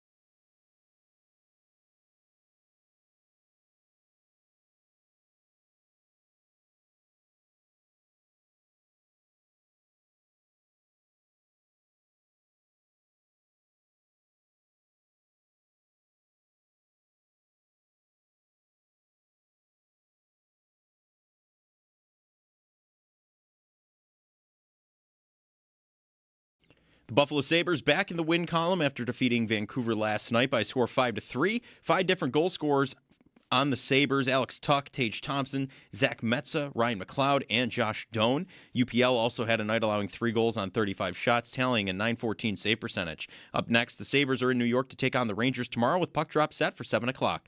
All of your play-by-play action will be right here on WGR Sports Radio 550. The Bills practice today. We'll get an updated injury report as they gear up to head to Jacksonville for the first round of the playoffs this Sunday. We'll be awaiting more on the status of Matt Prater, Maxwell Hairston, and Ty Johnson. They also made some roster moves. Our own Sal Capaccio reports the Bills have signed Matthew Wright, kicker, to the team's practice squad and released offensive lineman Richard Garage. In addition to Wright, the Bills brought in 2 other kickers to try out, Matt Gay and Youngwei Koo. The team has also announced they have signed kicker Maddox Trujillo to a reserve and future contract. Around the NFL, the Ravens fired head coach John Harbaugh. ESPN's Adam Schefter is reporting that Harbaugh is expected to emerge as the favorite for the Giants' head coaching vacancy. Speaking of the Giants, the Cardinals, and the Raiders all have requested an interview with Seahawks offensive coordinator Clint Kubiak for the head coaching vacancy. And NFL Network's Tom Pelissero is reporting the Raiders have requested to interview Broncos quarterbacks coach Davis Webb for the head coaching vacancy. That's your Paddock Chevrolet Sports headlines. Paddock Chevrolet, celebrating 90 years of being your hometown dealership. I'm Joe Cali for WGR Sports Radio 550.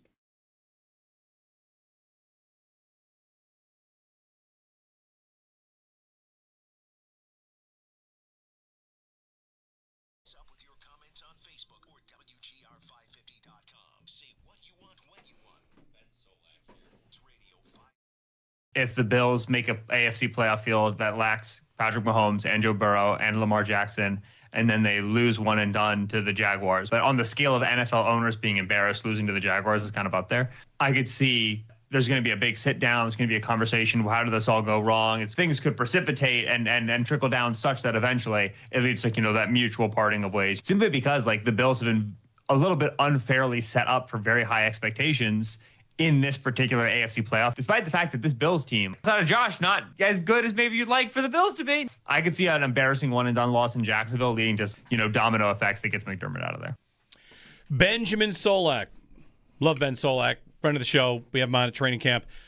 Do not agree. I think the NFL at large needs to start viewing the Bills' ownership and coach situation similar to how we view Pittsburgh's. Yeah. Right?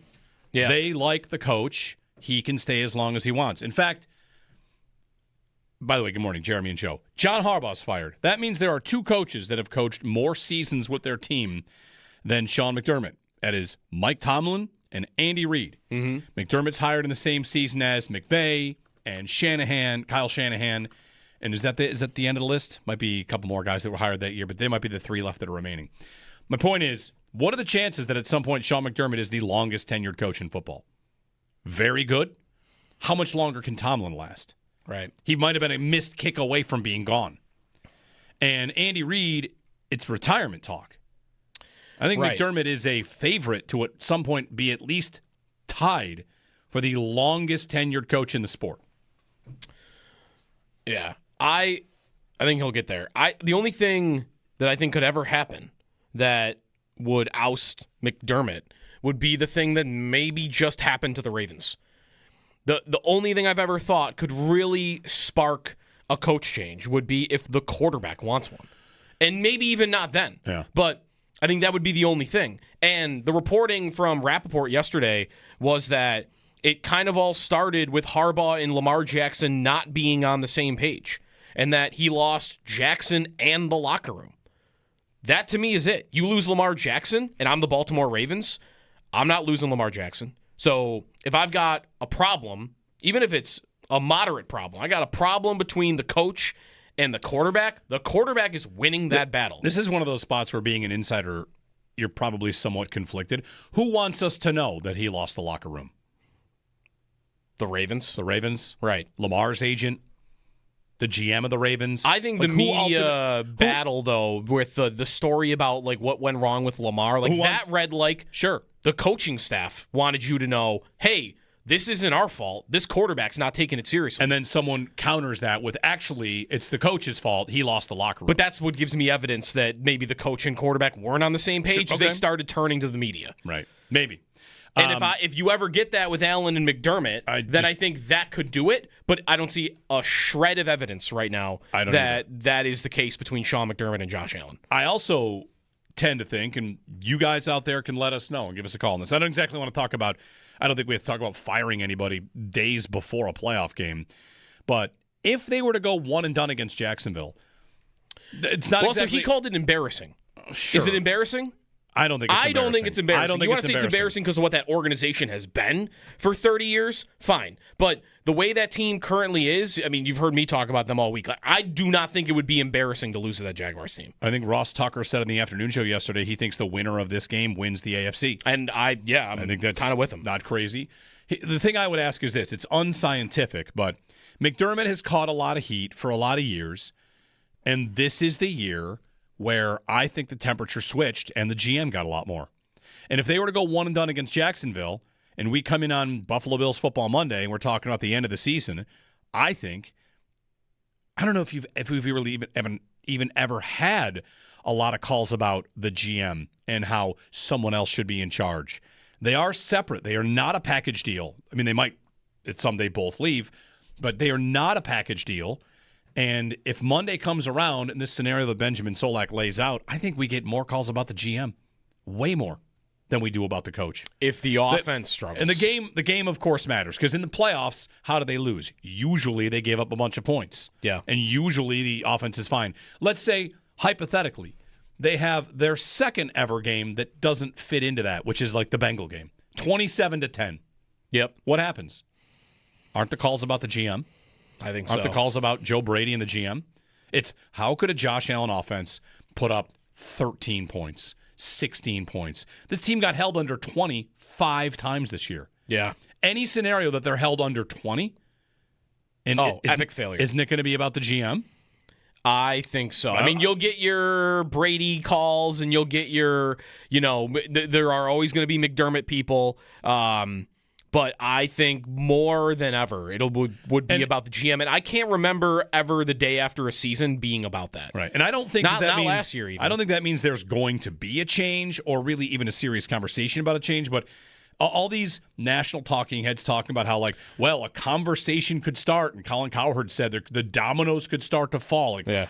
You're just going to find – I put it this way. I don't know anyone in the local media that thinks that's realistic. And that's people that are connected in the organization, wherever they're connected. I can't find anybody locally that thinks that is remotely close to possible about the coach. Right. So I just think that the national conversation treats the Bills a little bit like regular teams. Not even to say that that's the right way to do it, but it's more to me like Pittsburgh and Tomlin. He's going to be here until he doesn't want to. Is it as simple as it's just which unit would struggle, the offense or the defense, for who gets the heat? Is there a scenario where the defense struggles and it's still about Bean? Well, look at the defense. McDermott, right? Don't most fans think they've done a pretty good job with the talent they have on the defense? I think so. Yeah, they're down Hairston and Oliver and Michael Hoyt. These are players that Bean has drafted, so benefit of the doubt a little bit because some of your players are not out there. We're at a point though where that's not the longest list. No, those are right. three important guys. That's right. It's 3 important guys. And Perel Bernard, who, by the way, if you don't have him, you might feel like you're okay. But how many starters do you really? How many? I don't want to do week one starters because they had injuries then. But Trey White has stabilized that position, right? Yep. So it's not like I'm going in there with a guy off the practice squad that's playing corner. No, but the fact that this position has been stabilized by guys that used to play for the coach. Right. The coach, by the way, the coach brought in, not the GM, because he wasn't here yet. Well, that's Travius White, that's Jordan Poyer, that's Jordan Phillips. They keep dipping back to the practice squad, and we kind of have our little joke fantasy league about former Bill, future Bill, because they keep having to go to the practice squad for guys. That's receiver too. Yeah. So, whatever. Right, they're starting receivers on Sunday. The guys that I think might play the most, were two of them not here at the beginning of the year. I think Cooks is going to play. Cooks and Gabe Davis. And I think Davis is going to play a lot. And neither of those two people were here until, November, really. We're going to talk to Joe Marino at the top of the hour. He sent me a text yesterday. The numbers on the Bills receiving leaders in the last 8 games. Mm-hmm. Who leads a team in receiving in the last 8 games, and what's the number? This is what will blow you away. I think the player is Knox. He's tied. He's tied in what? Receiving yards? Yards in the last 8 games. Knox is tied. Knox and Shakir? Yeah. Yeah, okay. Do you know what the number is? It's 8 games. 8 games. Half a season. The number is going to be 400 yards. 262. So a 500-yard pace, basically? 262. Like 550, Shakir, 560. 262. Knox, 262. Yikes. Ty Johnson, 208. James Cook, 167. Tyrell Shavers, 163. That's 8 games. And really, they spread the ball around. Like Shakir's good, but Shakir isn't really a glorified running back. The first real receiver on that list, what was his number? Shavers? Yeah. 168? 163. 163? Like Cooks is the first player I get to that runs real routes at the wide receiver position. They just don't use it. Brandon Cooks, of course, has not played a full 8 games. So he had 100 in a game. Yep. So maybe he would have got there. If he could catch the ball, he might have got there too. Yeah, that's right. That's right. If he caught those 2 passes, he might have been over Shavers. Yeah, so I don't know. But that's kind of what we know about them, right? Nobody is, I don't think, right? Nobody is still holding out hope that they are going to have some explosion at receiver in these next few playoff games. If they win the Super Bowl, it's in spite of that position. It's because their tight ends, their running backs, their run game, Josh Allen running the ball and doing superhuman things, and their defense wins it. Yeah. Right? They're going does someone think someone's getting hot there? Gabe Davis playoff big game Gabe is going to show up, or what? I think Cooks is their best chance to do something like that. I mean, Cooks has played in 4 games for the Bills. His yards were 0, 0, 0, and 101. 101. So I'm not going to say it's definitely about to pop off, but isn't that amazing? That's where we're at. The guy that might get hot for us, he wasn't here a month ago, and he had 0 in his first 3. Sorry, I skipped one game. He had 13 yards against Pittsburgh. Okay. But whatever. The point generally is I don't think Sean McDermott is in any danger at all. And you don't have to like that, but I don't think he's in any danger. And I also think that the general conversation has flipped a bit from the coach to the GM this year. George in Buffalo before the break. Hey, George, good morning. Good morning. Hey, on a side, Garrett Wilson from the Jets is something real anemic yards-wise like that. In the first, he hasn't caught a pass in the last 8 games or something like that. Something very strange. He led them in receiving. He's hurt. Yeah, he's been out for the last... He missed 10 games. He missed 10 games, and he led the Jets in receiving. Yeah. Okay, gotcha. Real quick, I did want to say that I think whoever does win between the Bills and Jacksonville, I think they have a real good chance of making the Super Bowl. I would say whoever wins that game is most likely going to go to the Super Bowl. But secondly, I think taking a big swing at Jim Harbaugh, if it goes sideways this Sunday, I know you don't think that, obviously the coach has his job is safe, but man, that's a big fish to go catch, especially with the window that we're in. And I think, I think that might be a shock move that would be really interesting. So whenever the McDermott conversation comes up, we get to tell me who you'd want to replace him. Right? Bring me a name to go along with. All right, you want McDermott gone? Who do you want? John Harbaugh is not the guy for me for that. No. I would have no interest in replacing McDermott. Harbaugh won a Super Bowl, and I think he's a better coach than Mike Tomlin. But I couldn't get over all the collapses. Oh, they are the late games. Do you think McDermott's bad late in games? This guy's got a resume that blows McDermott's out of the water for that. They're unbelievably sloppy.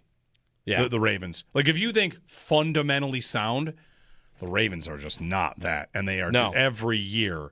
It's one thing or another. They're just dropping the ball. Not that you can always put that on the coach. It can be the players, but so many late game mistakes. Yeah, I don't need a change there for Harbaugh. 803-0550. Anyway, Bills are playing in the playoffs and, beat the Jags. Go beat the Jags. They can beat the Jags. I think the conversation, if they go one and done and the coach is going to be gone, no, don't think so. I don't think anybody will be gone. I think it could just be, the only load up and go again. The only coach in the playoffs I think could get fired is Tomlin. And it wouldn't be fired. It would be Tomlin takes time off, right? They get smoked by the Texans. He wants to go to TV for a year. It's the only guy. Could McVay do that too if they won the Super Bowl? Maybe he would. Go to TV? Yeah. Is there any other coach? They're all safe. A lot of them are first-time coaches, too, like Cohen, Vrabel, and Ben Johnson. Tomlin would be the only one I would really watch for. Like, maybe something could happen if they got smoked. 803-0550, our phone number. Give us a ring. Joe Marino, top of the hour on the Bills-Jags matchup here on WGR.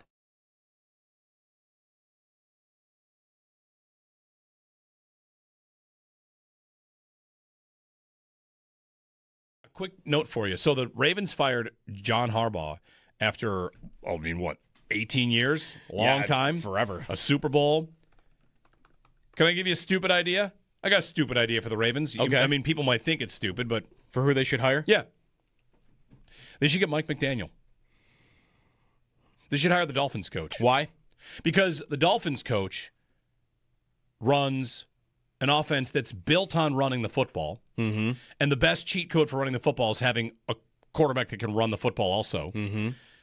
And I got some numbers on McDaniel and what he did for Tua up until this year. Mm-hmm. Ian Hart has tweeted this out. Like, Tua's EPA per dropback, pre-Mike McDaniel, he was 33rd and then 19th in the league. Yep. And then he went third, fourth until this year when it all fell apart. Tyreek Hill left. Right. So why don't I give one of these Shanahan run the ball, give him a quarterback that's not, the first read's done, you're toast. He could probably take Tyreek Hill with him. The alternative, of course, could be the Dolphins could just trade for Lamar Jackson. Like, that might happen too. Right. I'd like to see Mike McDaniel. I actually don't want to see this as like a Bills fan, the Bills in the division, but I think he could be a good coach if he had a good quarterback. And he made a guy that we think is not a good quarterback into a pretty good quarterback. That's how I think of him. He took the quarterback that might have the fewest tools to design an offense with. You have to get the ball off within 3 seconds every single play. You can't do anything mobile with the quarterback. Everything is anticipation and just guessing. There are certain areas of the field you can't attack as much as other teams. Like, you have all these limitations, and he got those results for 3 years. Right. Offensively, at least. Like, is he maybe destined to be a better offensive coordinator than... Right, maybe. Maybe.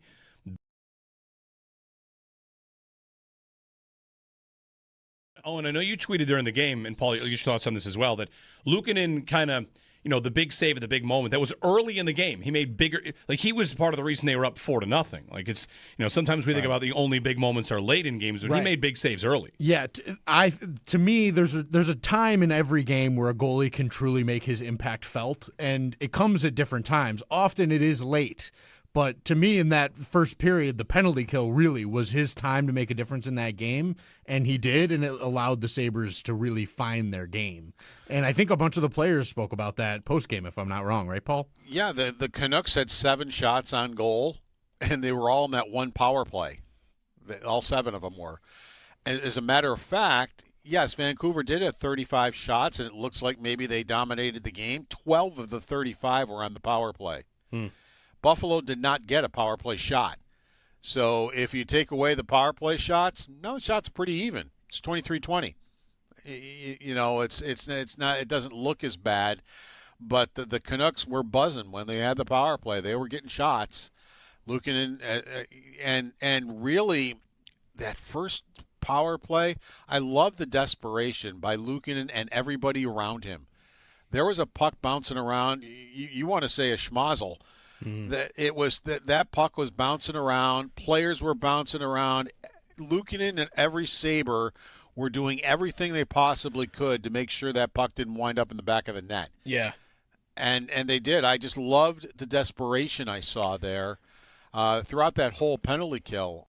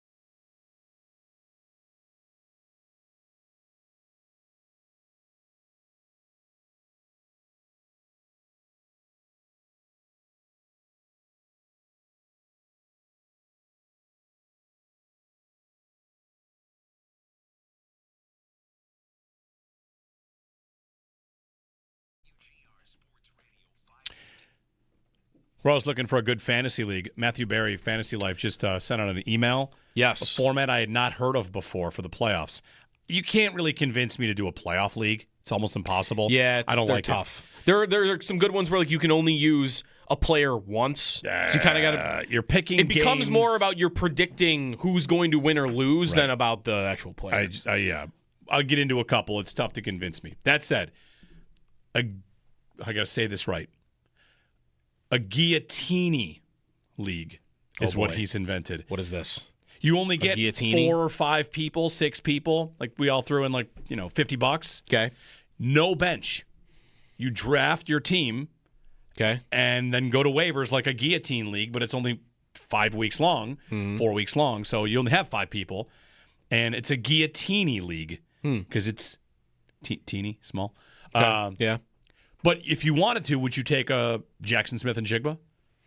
You would have to have a 0 in your lineup for this week. Right. But you might have some or you just don't and try to get them on waivers.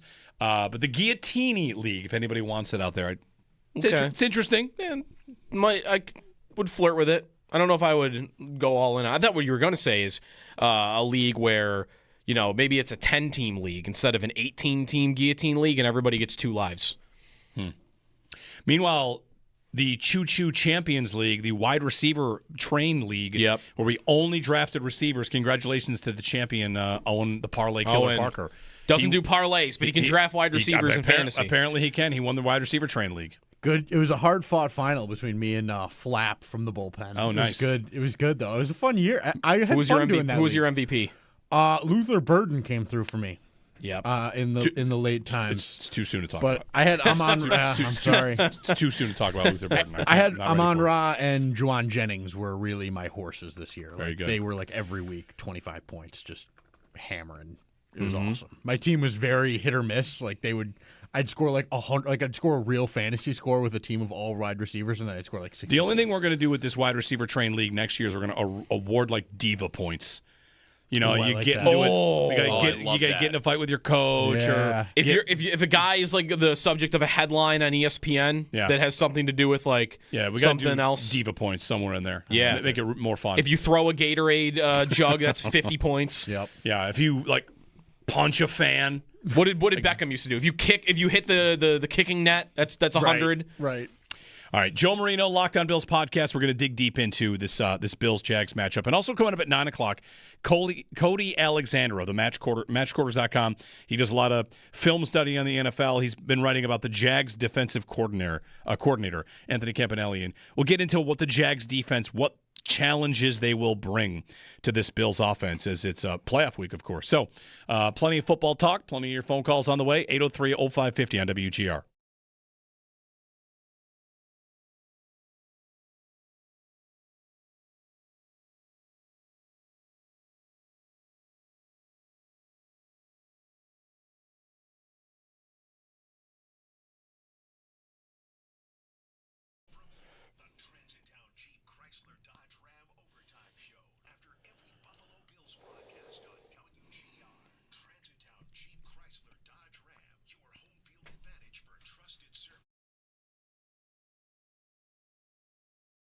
I don't want this to come across as I'm telling you that the Bills stink.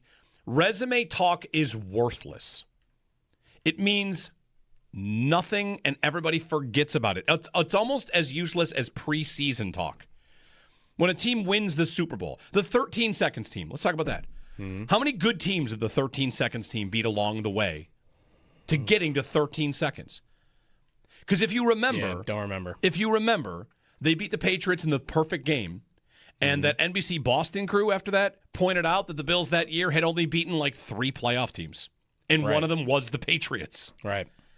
They only beat three playoff teams. Who they did it to twice, right? Right. Yeah. And we're all like, who cares? Right. It doesn't actually matter how far you get. How many playoff teams do the Bills have wins over this year? I believe it's only 2, right? It's 3. Carolina, Tampa, and New England. Tampa's not in the playoffs. Tampa's not in the playoffs. Right. 3 wins over. If you want to do the thing where you remove the context. Carolina, Pittsburgh, and New England. Carolina, Pittsburgh, and New England. Who are the 2 worst teams in the playoffs? Carolina and Pittsburgh. They come on. You want to talk resume. How many wins do the Bills have over teams that finished with winning records? Ooh. Two. They have 2 wins over teams that finished with winning records. 2. Yeah. I saw Nate yesterday pointing out, Jacksonville's 8-game win streak. They only beat 2 teams with winning records. That's how many the Bills have beat the whole year is 2. New England and Pittsburgh.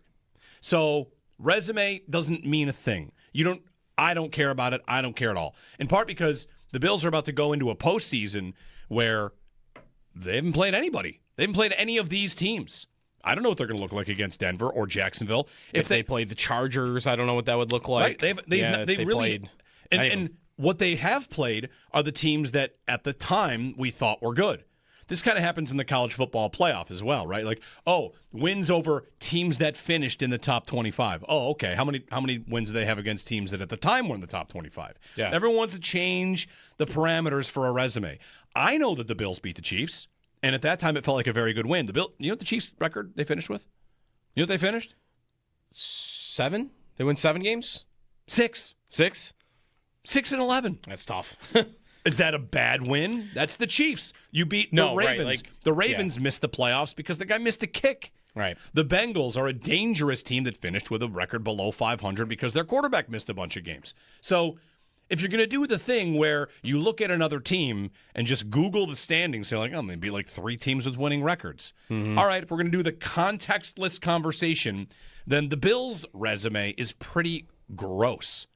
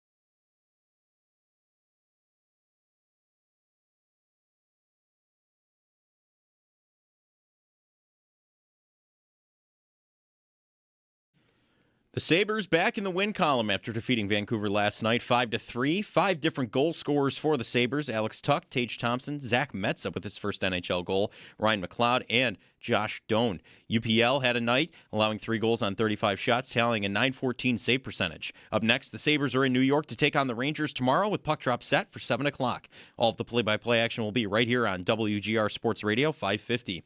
The Bills practice today. We'll get an updated injury report as they gear up to head to Jacksonville for the first round of the playoffs this Sunday. We'll be awaiting more on the status of Matt Prater, Maxwell Hairston, and Ty Johnson. They made some roster moves. Our own Sal Capaccio reports the Bills signed kicker Matthew Wright to the team's practice squad and released offensive lineman Richard Garage. In addition to Wright, the Bills brought in 2 other kickers for tryouts, Matt Gay and Youngwei Koo. And the team also announced they have signed kicker Maddox Trujillo to a reserve and future contract.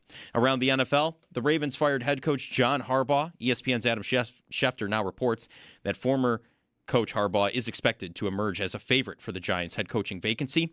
The Giants, Cardinals, and Raiders have all requested an interview with Seahawks offensive coordinator Clint Kubiak for their head coaching vacancies.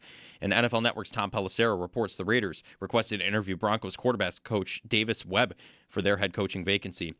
That's your Paddock Chevrolet Sports Update. Paddock Chevrolet celebrating 90 years of being your hometown dealership. I'm Joe Cali for WGR Sports Radio 550.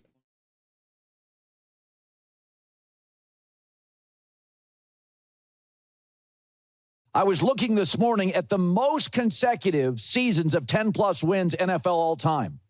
The Bills are now 5th, and they're the only team that has not reached a Super Bowl in that 7-year stretch.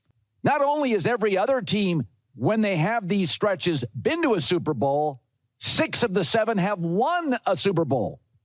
Buffalo hasn't reached it. Losing to Mahomes and Burrow, that's a reason you can't lose to Bo Nix. You can't lose to Drake May. You can't lose to Liam Cohen and Trevor Lawrence. You can't. Doesn't matter. You can't. Everything's always so in the moment. I don't like how he said Liam Cohen. Well, here's the thing. You almost feel like you can't lose to a guy named Liam. Yeah, it's kind of how that sounded. Right. All I'll say is this: not that I'm not predicting this, but you can't lose to Liam Cohen unless he rattles off 3 Super Bowls, and then that's fine. Right? Like if Trevor Lawrence all of a sudden starts winning 2 or 3. The Bills lost to the Chiefs once, and it was like, all right. Second time, it was a collapse. 3rd and 4th and 5th, and then becomes like, well, okay, it's obvious. Like they are different. You know, in the NFC, it's normal to just lose to different teams. In the AFC, it's been you're going to lose to Mahomes or Brady, and those are the only 2 teams it's okay to ever lose to. Anyway, Joe Marino joining us on the Western Hotline. Joe, good morning. Good morning. That sound clip makes my blood boil. Good. We should be offended. We should be offended that the biggest names in sports media think that we're this stupid to care about that level of analysis where, I'll be honest with you, I was part of a training one time from a big company out there, and they said, you know what makes us successful is we tie everything back to the A-list players and figures in sports. And so they said, if you're going to talk about the Bills, everything has to tie back to Josh Allen. If you want to talk about pass protection, fans don't really know about pass protection. What they want to hear is that Josh Allen's running around, under pressure all the time. It's not about what the scheme is or, where the failures are. It's, how does it affect Josh Allen? If the defense isn't good, nobody cares about defense. How does that make it harder on Josh Allen? Demand more from your analysis. Listen to people like Jeremy and Joe and Locked On Bills and Cover One. You'll get a whole lot smarter and get a lot more depth to the analysis that's offered to you. Well, thanks, Joe. It's why we have you on to talk about this stuff, talk about these matchups. And pass protection. And all that good stuff. And one of the things we're going to get to, we're talking to Cody Alexander of the Match Quarters. He's putting some stuff out there about the Jags defensive coordinator. And that's where I want to start with you, Joe. Like this matchup, this Jacksonville matchup. I don't love resume talk. I want to know how good they are. Forget who they beat because they've beaten some bad teams, but they've destroyed some bad teams. And their defense looks kind of nasty. So when I'll give you the choose your own adventure here. What do you want to start with? Do you want to start with the challenges the Jags defense brings, or do you worry more about the challenges the Jags offense present to this Bills defense? Which one is like more top of mind when you wake up thinking about this matchup? Yeah, it's a good question, Jeremy. And, man, I don't even think Colin Cowherd knows who Anthony Campanelli is, the defensive coordinator for the Jaguars. All right, I'll stop on that. I do think a lot about the Bills' matchup offensively against the Jaguars' defense, where, let's be honest, the Bills' offense, we can't really put much into that Jets game. The last couple games against the Browns and against the Eagles, against really good defenses, the offense had a lot of issues, whether it was protection, missed reads, missed throws, drops. It's been problematic, and they're going up against a really good Jaguars defense that over the last 8 games has limited opposing quarterbacks to the fewest yards per attempt in the NFL. They're playing good ball. I think over the last 8 games, they have allowed, 4 passing touchdowns, 10 interceptions, and a passer rating of 66.1. I know they played some bad quarterbacks along the way, but we are talking about an 8-game sample size. And, they're taking away the football at a high level, and I just kind of get concerned about some of those issues that we've seen from the Bills. If you're not going to go to the right place with the football, if you're not going to catch it, if you're going to have protection breakdowns, if you're going to turn it over, this is the type of team that has proven they can take advantage of those things. And so they're going to run a lot of zone, 83% zone rate. That's number 2 in the NFL, barely number 2. It's like 0.02% behind the Packers for number 1 in zone rate. And the Bills, Josh Allen's been best against zone this year, and I'm a little bit curious about that. If there is a chink in the armor with the Jaguars' pass defense, is that their pass rush is really modest. I think they're 20th in sack rate, or they're 18th in sack rate and 20th in pressure rate. I think that's got to be a big advantage for the Bills. You get Josh Allen a little bit of time back there and allow him to allow routes to develop. And I don't think this is a dink and dunk game. This is a really good tackling Jaguars defense. I think you want to attack them in the middle of the field, intermediate range. They give up a lot of production to tight ends. The whole plan here the last half of the season was to get Dalton Kincaid optimized and healthy for the postseason. It's here. And so I think the Bills got to focus in on how they can work the ball in the intermediate, deep areas of the field, test those safeties, and get the ball to these tight ends. But their run defense is terrific, right? They haven't allowed a 75-yard rusher this year, only the third team since 2000 to do that. And, that'll be a big test. Every time we talk about good run defenses, I always say, they haven't faced the Bills, right? The Bills are the number 1 rush offense. They are very multiple with their scheme. James Cook's, sensational with his vision and decision-making and how he can, produce on the ground. I wish Josh Allen's legs could be a real factor in this game, because I think that's really where the Bills' run game can be different than anyone else's, when it's both Josh Allen and James Cook. I don't know how much Josh Allen can factor into that, but, that's good on good when it comes to running the ball and stopping the run. I'm looking for the Bills to find some opportunities to work the ball middle of the field, tight ends, that intermediate range. Yeah.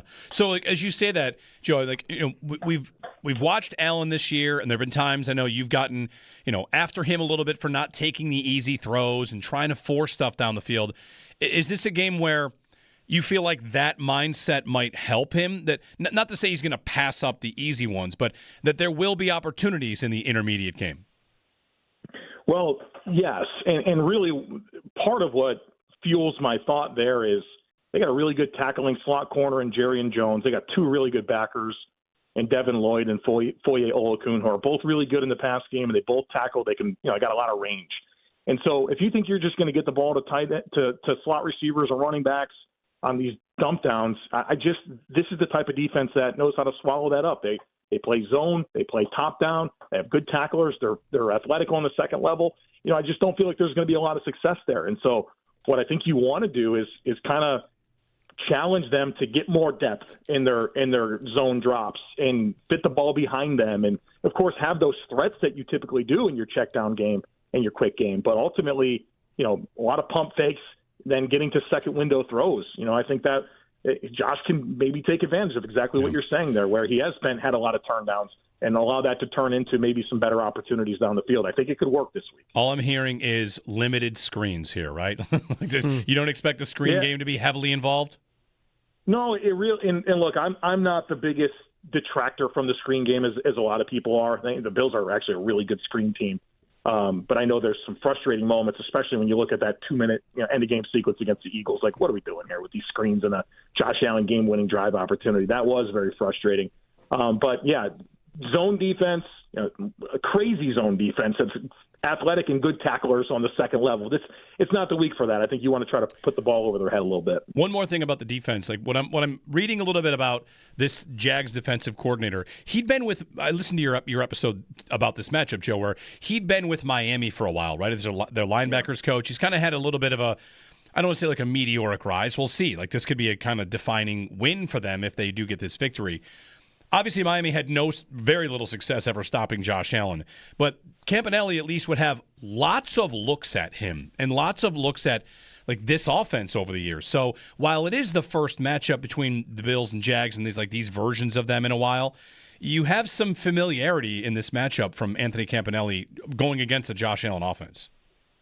Yeah, I think there's a lot of truth to that. Linebackers coach, so I don't know that you can hold much against Campanelli for the success or failures of the Dolphins against the Bills. But, yeah, to your point, a lot of game planning opportunities.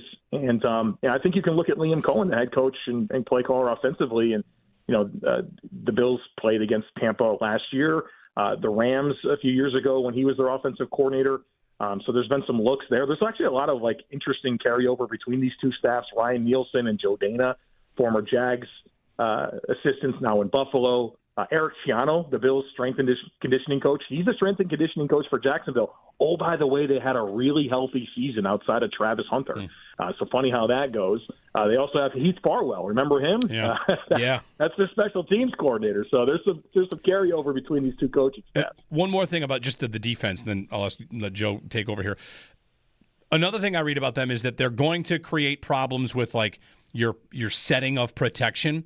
And over the course of the season, has this been, to your eye, a problem for Josh Allen on the offensive line, is getting guys in the right space or making the right reads? I feel like I can remember a couple games later in the season where we saw improvements, where it's, which game is it? Is it Tampa? Is it Cincinnati? Is it Cleveland? Somebody rushes the left side and Dawkins takes the outside guy, allowing Allen to escape or whatever.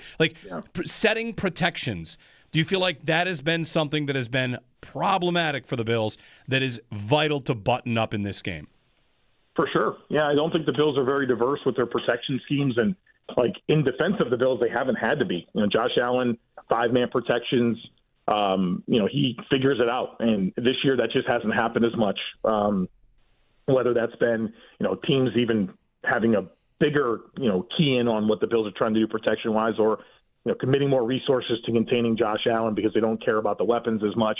And there's a lot that goes into it. But, the Bills' protection schemes are, they'll 5-man it up, they'll slide. They just don't have a lot of depth to it. And I think that's a concern. We've seen high-leverage moments, the protection not be called correctly. And it's not – what's frustrating, it's not like a guy loses a one-on-one battle as much as it is, you slid the wrong way, or – you didn't get the help in this area like you needed to, or they got a free runner, because they knew that you were going to fan a certain way. So yeah, that's an issue for the Bills. And this isn't a blitz aggressive defense. I think they're 20th in blitz rate, but so many times now in the NFL, it's not about blitzing; it's the threat of blitzing, and you get these simulated pressures. Mike McDonald, he's the toast of the league right now. For defense. So it was Vic Fangio and all his disciples, and they ran this zone match coverage, and offenses figured that out. And the new flavor is Mike McDonald and simulated pressures. And simulated pressures simply means this, that you rush 4, but it's not the 4 you expect, right? So you'll put a bunch of guys kind of towards the line of scrimmage, and then 4 will rush and the rest will drop, and then you got to sort it out quickly on the fly. Your protection scheme does. And the defenses have done a good job against the Bills using these simulated pressures, and so they're going to have to improve quickly in this game because Campanelli is going to come with those sim pressures, play a lot of zone behind it, and set their DBs up to make plays on the ball. Right, they take away the football, they make a lot of plays on the ball, and it's kind of just structurally who they are, and something the Bills are going to have to overcome this week. Yeah, we talked a lot about Campanelli and the way they play on that side of the ball. We haven't really mentioned any individuals, but is that, Joe, because they don't really have anybody with a lot of star power, name power, whatever you want, but do you see someone like an individual on that side of the ball that doesn't get enough publicity that is capable of breaking a game open himself? Well, I think we all know the edge rushing tandem of Josh Hines Allen and Trayvon Walker. Trayvon Walker, number 1 pick a few years ago. Josh Allen, Hines, top 10 pick that's been one of the most productive sack players in the league.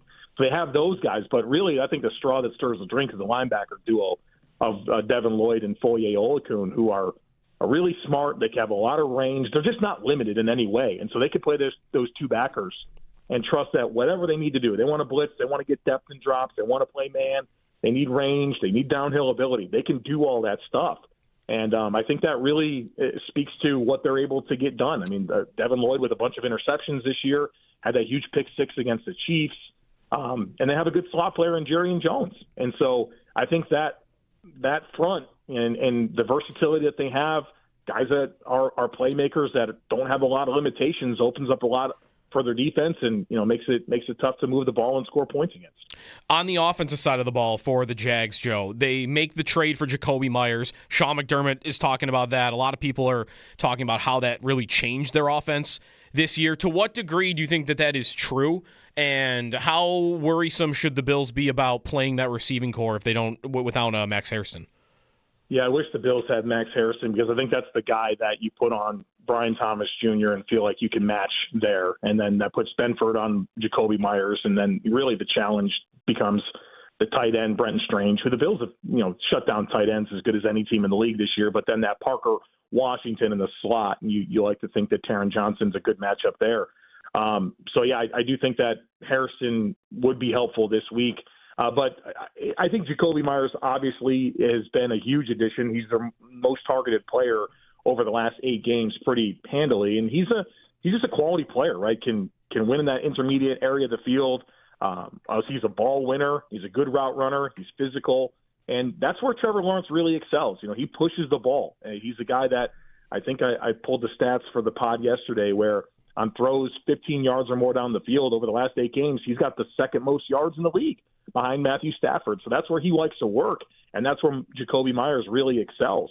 And then I think with his presence, it's kind of normalized things. It's allowed Parker Washington to settle in the slot. It's allowed Brian Thomas Jr. to not be the guy that they have to really get going. They can use him more in that specialized role as a vertical type player. And then, Brenton Strange is a really dynamic athlete at tight end that can win in a lot of ways. And so I think it's just kind of stabilized their weapons. And it really transitioned it early this year. That was not the plan. Their plan was Brian Thomas Jr., Travis Hunter, De'Ami Brown, who they gave like $10 million to at receiver. That guy doesn't even factor into the offense anymore. Travis Hunter's hurt, and Brian Thomas Jr. is like the 5th most targeted guy in the team over the last 8 games. So they've normalized, and I think it's allowed Trevor Lawrence to specialize in what he does best, which is working the ball in those intermediate areas and pushing the ball down the field. And of course, he's got a dual threat nature to him as well. So it's a big assignment here for the Bills defense against this Jacksonville offense. He started to run more, right? Like the dual threat nature, it's kind of was always there, and now we're seeing him do that.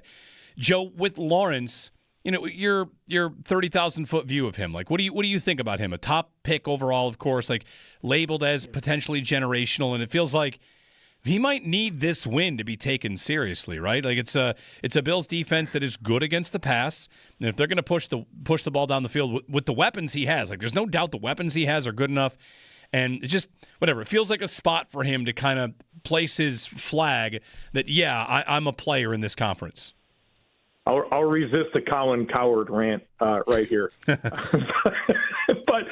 I think there is some truth to that. He's played at a really high level over the last 8 games, and he's eliminated a lot of the warts. So when you ask me, what do I think of Trevor Lawrence? Obviously, I think he's really talented.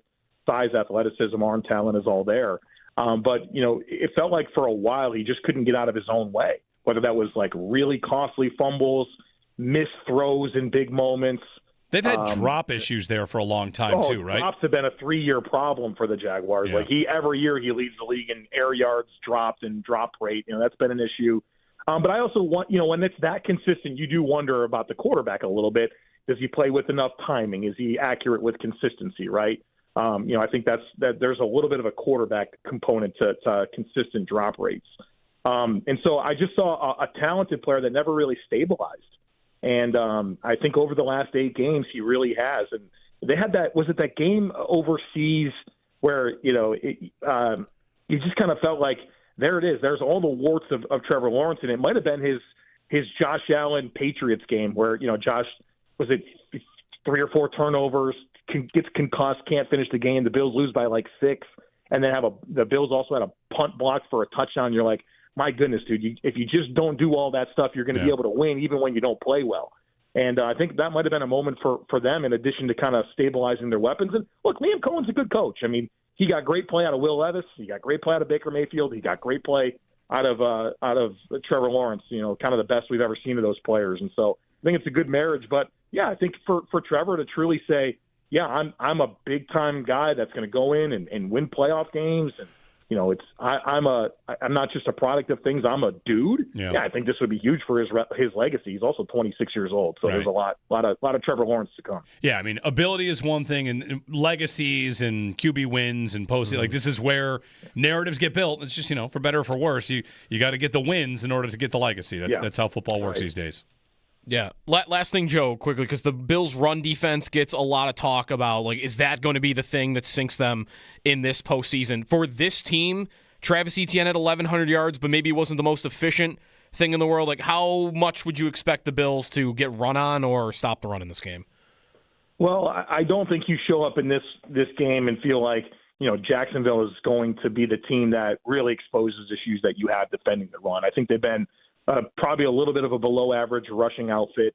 And maybe that's one of their biggest questions is, can that be something that they can lean on here late in the season when, a lot of these postseason games are, can you run the ball? Can you stop the run? Is that something that they can lean on? And I think it's a fine rushing offense. I don't think it's something that you're overly afraid of having to play. It's potent. I think they have an athletic offensive line. I don't necessarily look at it as a super physical offensive line. And so, I think the Bills will have their shaky moments like they typically do defending the run, but I don't expect this to be a game that the Bills just get run on all over and, it becomes a frustrating afternoon because of that.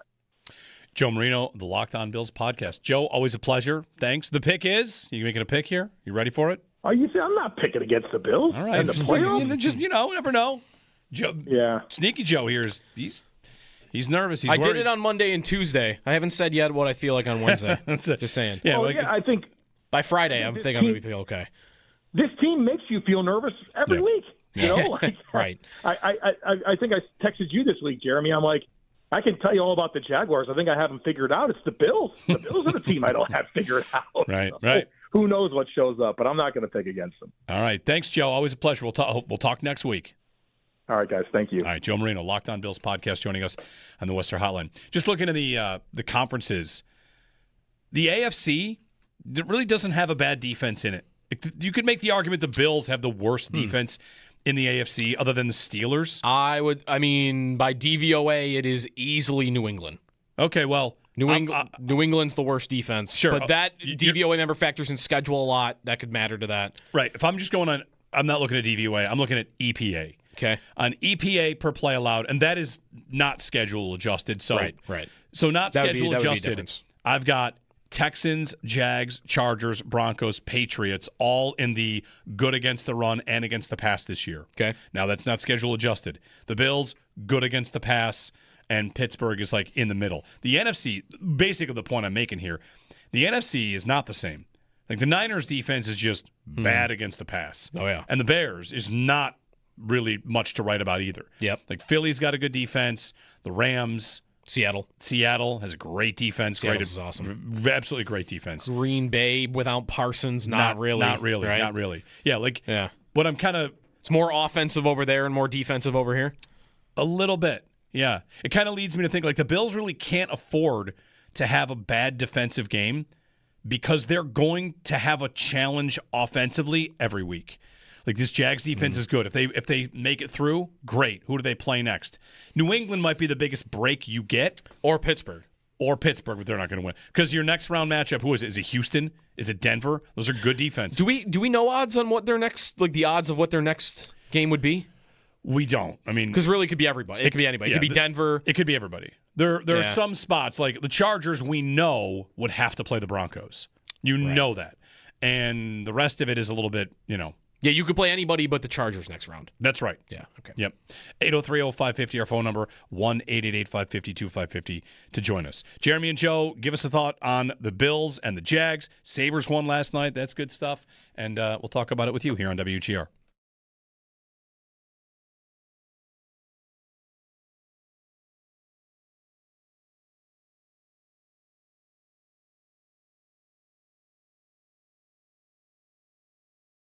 If you are really bullish on the way that they look right now, which I think you could be, they look like a team that decided to flip a switch and become good. Yes. They do multiple things well now. I mean, they're not perfect, but yeah, they just look like an accomplished, together, cohesive hockey team. I kind of like the combination right now of they have 4 defensemen that all jump up into the play and are pretty good at doing it. And I would even include Samuelson in that right now. Like, whenever he joins the rush, it kind of looks good. Like, it doesn't look like it does with Byram or Dahlin. Byram, I think it's looking awesome lately. But I've got defensemen that are jumping up in the rush, and I think every one of my forwards is pretty good defensively right now. Mm-hmm. Like, maybe I wouldn't say that about Jack Quinn, but would you say it about another one of their forwards? That they're at least pretty good in their own end? Like, I think they've got that nice combination. So I think that plus the depth at forward, I mean, we all have been talking about how good Oslin's looked, and right now he's on your 4th line. That reminded me of, I don't want to force 05-06 comparisons all month, but when that season was really rolling, rookie Pominville was playing like on the 4th line and was good and was scoring, but he was playing with like Gaustad and Pyatt. And that's when your lineup is deep enough that you're actually pushing a rookie down to the 4. I would still have him in Krebs spot, personally. Yeah. But like right now, your center depth, when's the last time they've had 4 centers as good as Thompson, Norris, McLeod, Oslin? You probably have to go back to those teams. Mm-hmm. You're leaving Kulik off that list, too. Right. And that's a guy that's, like, they planned on him being their first-line center this year. Right. Like, I think he opened the season as their first-line center. Yeah. They have got a good thing going, and I want to just highlight the defensemen jumping up in the play. Like, they have really... It's a weapon for them in a way that it is noticeable when you compare it to other teams around the league. And you've heard Lindy talk about it so much, and it seems like it's really gotten through to a point with these guys where they are confident. Like that Byram play he makes to dish tuck his goal last night, that is not a play that many teams can make with their 3rd, 4th best defenseman on the team. And that's just a guy the Sabres have that can make plays like that every night. And that's a really, really big asset to have. If you can have a defensive core that's that good and center depth like that, you're a good team. Yeah. Period.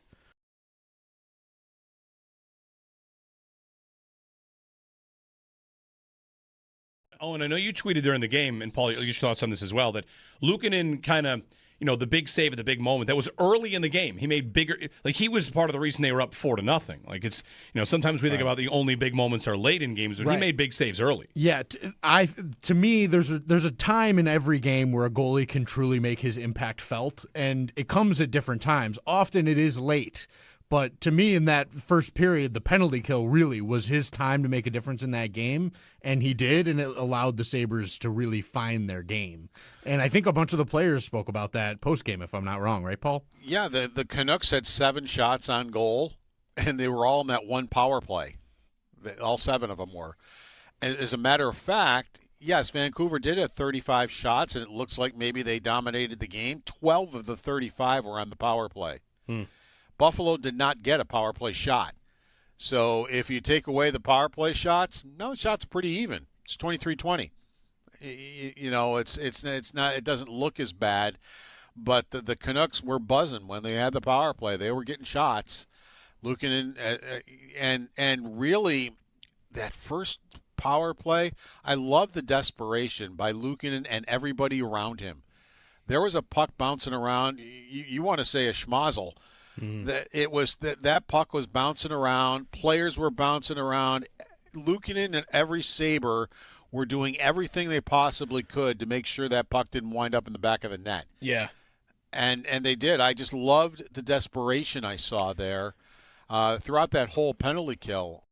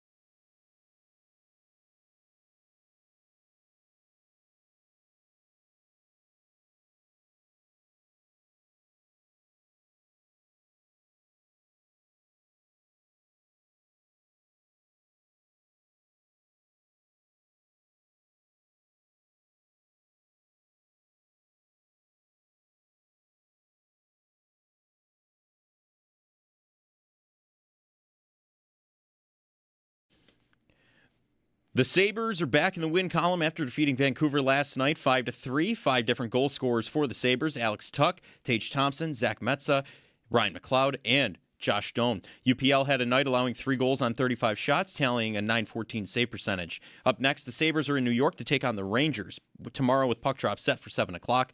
All of the play-by-play action will be right here on WGR Sports Radio 550. The Bills practice today. We'll get an updated injury report as they gear up to head to Jacksonville for the first round of the playoffs this Sunday. We'll be awaiting more on the status of Matt Prater, Maxwell Hairston, and Ty Johnson. They made some roster moves. Our own Sal Capaccio reports the Bills have signed kicker Matthew Wright to the team's practice squad and released offensive lineman Richard Garage. The team also announced they've signed kicker Maddox Trujillo to a reserve and future contract. Around the NFL, the Ravens fired head coach John Harbaugh. ESPN's Adam Schefter reports that Harbaugh is expected to emerge as a favorite for the Giants' head coaching vacancy.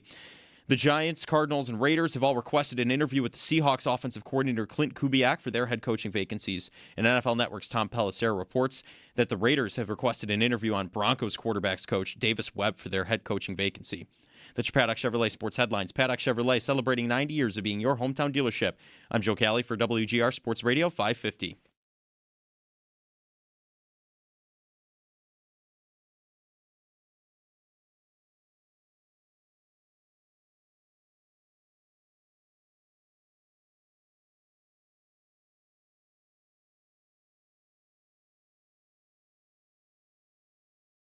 They about to beat out the Bills, man. Huh? Yeah. And I like the Bills. I got people. Josh Allen, I've been knowing him forever. T, you Good sound dude. drunk. Watch. You sound drunk. Hey, don't put that on your prize picks. Don't put that on your prize picks. T, in what world is Trevor Lawrence about to beat the brakes off of Josh? A world where your defense is number 1 against the run, that your opponent, that's their main asset. But here's my thought process is, it's not like the Jags have lockdown DBs. And last I checked, Greg Newsome left that game injured. So, like, the Bills ain't got no receivers, but they ain't got no lockdown DBs like the Texans to just shut them down. Shakur can go for 74 yards. 74, that's fine. Dalton Kincaid. Is he going to play? He ain't play that. Is Dalton Kincaid going to play? Yeah, I hear you. I feel like I hear you. The Come Jags on, T. have been slept on. They've been slept on this year. When you have a number 1, they're going to make them one-dimensional.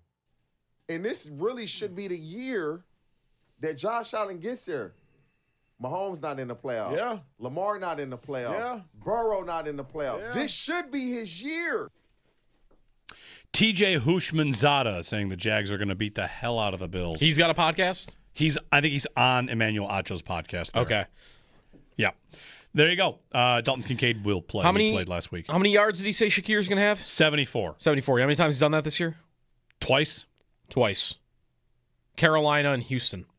Yeah. Houston was 8 for 110. Yeah, he broke a play on the sideline, broke a couple tackles. Did he also get the hook and ladder? I don't think so. I think it's Ty Johnson that gets those. No, he got that. No, he got that against the Eagles. Against the Eagles. I think it was Shavers to Johnson against the Eagles. I'm pretty sure it was Palmer to Shakir against the Texans.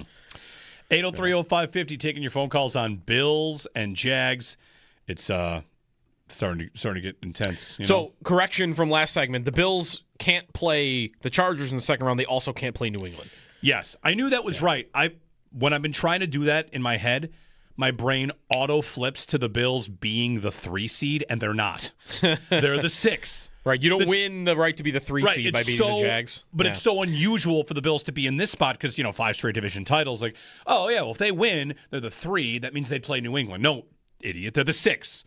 You're just not used to them being the 6. Right. And we'll know that result on Sunday night. Yep. If New England wins on Sunday night after the Bills have beaten the Jaguars, if they do, then we'll know it's Bills-Broncos. Yeah.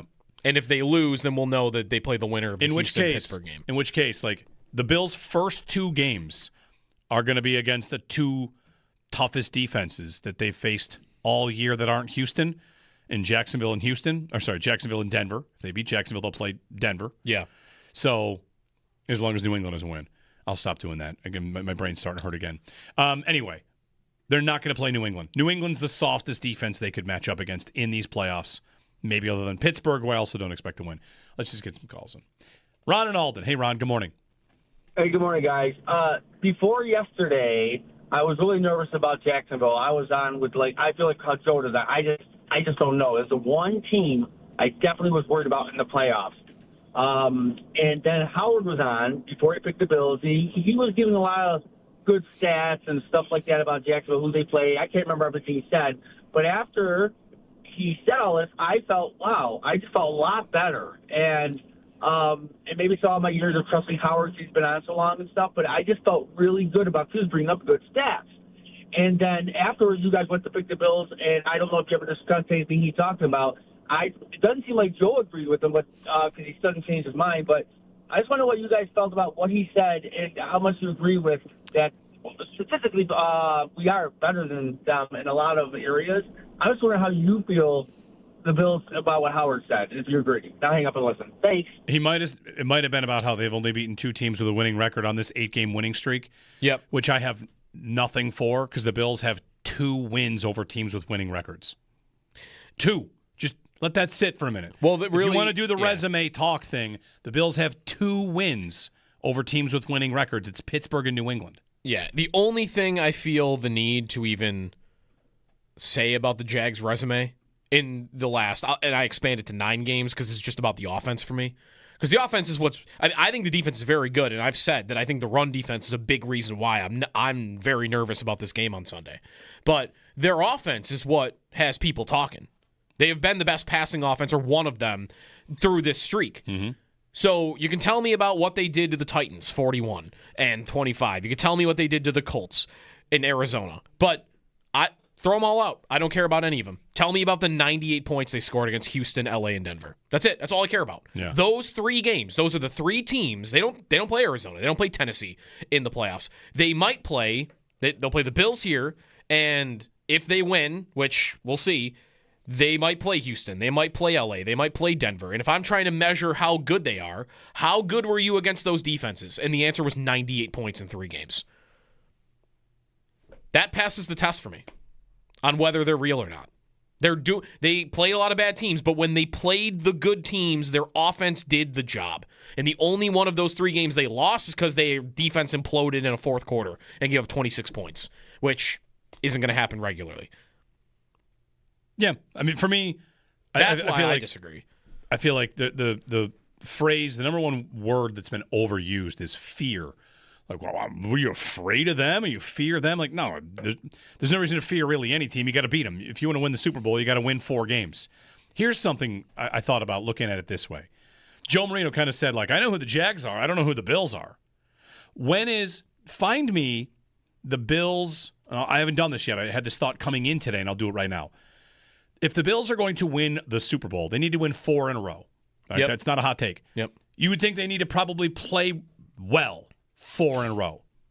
Where's the last stretch you felt like they did that? 4 games in a row. 4 straight games where you're like, that's the formula, baby. Ooh, did it happen this year? The Jets game doesn't count because that's backups. They played well. Fine. You want Eagles? Did they play well? The Not defense really. did in the second half. I wouldn't say they played well against Cleveland, so I'm not doing that. Patriots 35-31. Did they play well? They look great in the second half. They had some big come-from-behind win. Okay, you can have that one. The game before that is the Bengals. Yep. They were down double digits. They come back and win. Game before that is the Steelers. Domination. All right, I got 3 in a row. Game before that, Houston. Reset the counter, you know? Yeah, Then it's okay, the Bucks. Played pretty well. That's sandwiched by Dolphins. Okay, reset the counter. Chiefs, yes. Panthers, yes. Falcons, reset the counter. Patriots, no. Saints, Dolphins, Jets, Ravens.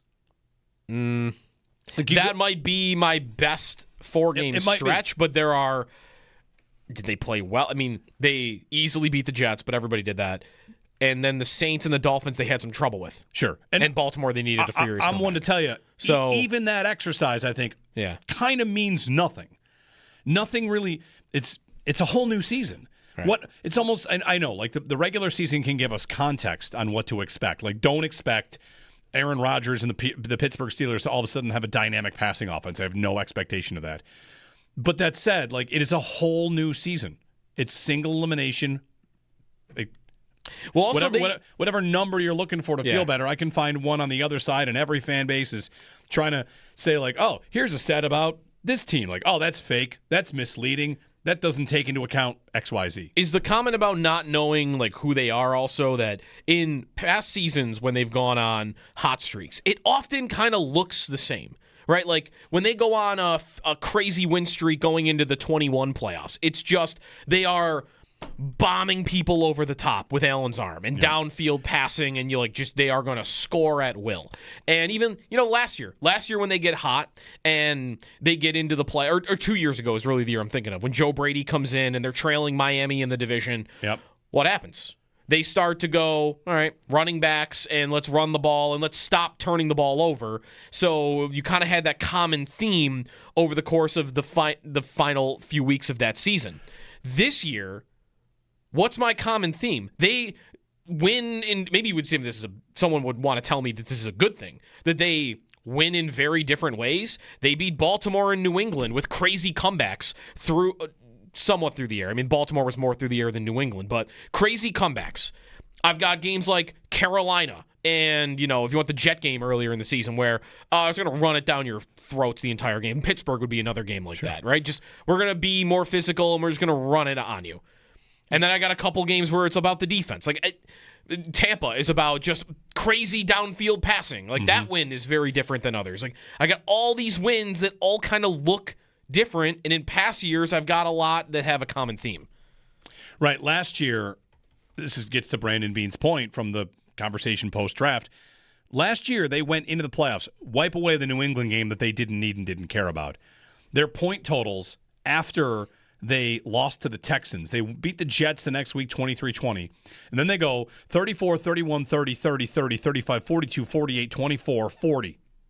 Those are their point totals. Right. This year. And we knew how they were going to do it. It was not turning the ball over. Short passing was working last year. Run game. That's how we're going to do it. Right. This year, you have so many more 13, 19, 23, 12 mixed in. Yeah. Just a little different. They're not as reliable on offense. They're still very good. Yeah, they almost won the same amount of games. Yeah. Which is... they're still good. I think I'm going to pick them to win because I don't want to think about the alternative, but we'll see. I think it's a really tough matchup. I wanted New England. Because that's a team that does not, I don't think, have a very good defense, although they're getting Milton Campbell back, so we'll see Milton Williams. And Luke Campbell. So that helps them. Will Campbell. Thank you. It's okay. They're not playing New England. Great. Not this week. Or next week. 803-0550. New England's going to lose to the Chargers. And you're still confident in that? Is that something you think will change by Sunday? No. Do you know who said exactly what this makes me right, but I was watching Orlovsky. He said the same thing. He said the one thing the Chargers cannot handle is a pass rush, and New England doesn't rush the passer. So I think they'll be okay, and that's what I think. The Chargers can't handle a pass rush, and New England doesn't have one. 803-0550. We'll see if the Bills have one on Sunday. They're going to need it. It's going to need to be a Bosa-Rousseau kind of game. Find your way to get pressure on Trevor Lawrence. We'll get more of your phone calls in. Cody Alexander of MatchQuarters.com on the Jags defense. We're really digging into the matchup and all the tendrils of it, what the Bills can maybe exploit, what to worry about, all that. It's a playoff week, of course. Bills-Jags coming your way Sunday, 1 o'clock here on WGR.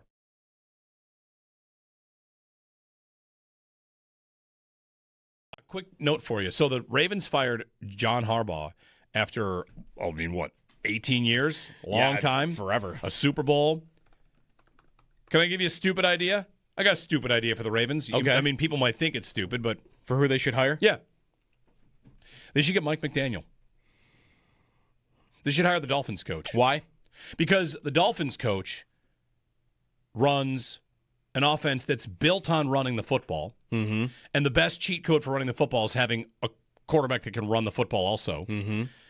And I got some numbers on McDaniel and what he did for Tua up until this year. Ian Hartitz tweeted this out. Like, Tua's EPA per dropback, pre-Mike McDaniel, he was 33rd and then 19th in the league. Yep. And then he went third, fourth until this year when it all fell apart. Tyreek Hill left. Right. So, why don't I give one of these Shanahan, run the ball, give him a quarterback that's not, the first read's done, you're toast. He could probably take Tyreek Hill with him. The alternative, of course, could be the Dolphins could just trade for Lamar Jackson.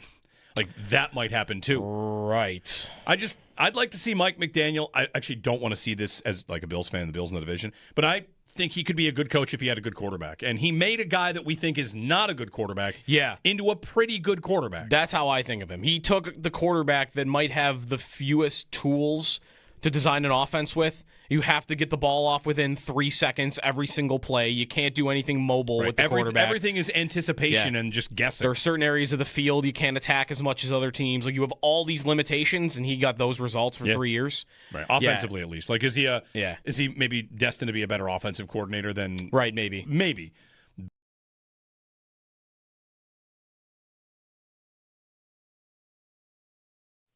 Another thing I read about them is that they're going to create problems with, like, your setting of protection. And over the course of the season, has this been, to your eye, like a problem for Josh Allen on the offensive line, is getting guys in the right space or making the right reads? I feel like I can remember a couple games later in the season where we saw improvements, where it's, which game is it? Is it Tampa? Is it Cincinnati? Is it Cleveland? Somebody rushes the left side and Dawkins takes the outside guy, allowing Allen to escape or whatever. Like, setting protections. Do you feel like that has been something that has been problematic for the Bills that is vital to button up in this game? For sure. Yeah, I don't think the Bills are very diverse with their protection schemes. And, like, in defense of the Bills, they haven't had to be. You know, Josh Allen, 5-man protections, he figures it out. And this year that just hasn't happened as much. Whether that's been, teams even having a bigger, key in on what the Bills are trying to do protection-wise, or committing more resources to containing Josh Allen because they don't care about the weapons as much. And there's a lot that goes into it. But, the Bills' protection schemes are, they'll 5-man it up, they'll slide. They just don't have a lot of depth to it. And I think that's a concern. We've seen high-leverage moments, the protection not be called correctly. And it's not – what's frustrating, it's not like a guy loses a one-on-one battle as much as it is, you slid the wrong way, or – you didn't get the help in this area like you needed to, or they got a free runner, because they knew that you were going to fan a certain way. So yeah, that's an issue for the Bills. And this isn't a blitz aggressive defense. I think they're 20th in blitz rate, but so many times now in the NFL, it's not about blitzing; it's the threat of blitzing, and you get these simulated pressures. Mike McDonald, he's the toast of the league right now. For defense. So it was Vic Fangio and all his disciples, and they ran this zone match coverage, and offenses figured that out. And the new flavor is Mike McDonald and simulated pressures. And simulated pressures simply means this, that you rush 4, but it's not the 4 you expect, right? So you'll put a bunch of guys kind of towards the line of scrimmage, and then 4 will rush, and the rest will drop, and then you got to sort it out quickly on the fly. Your protection scheme does.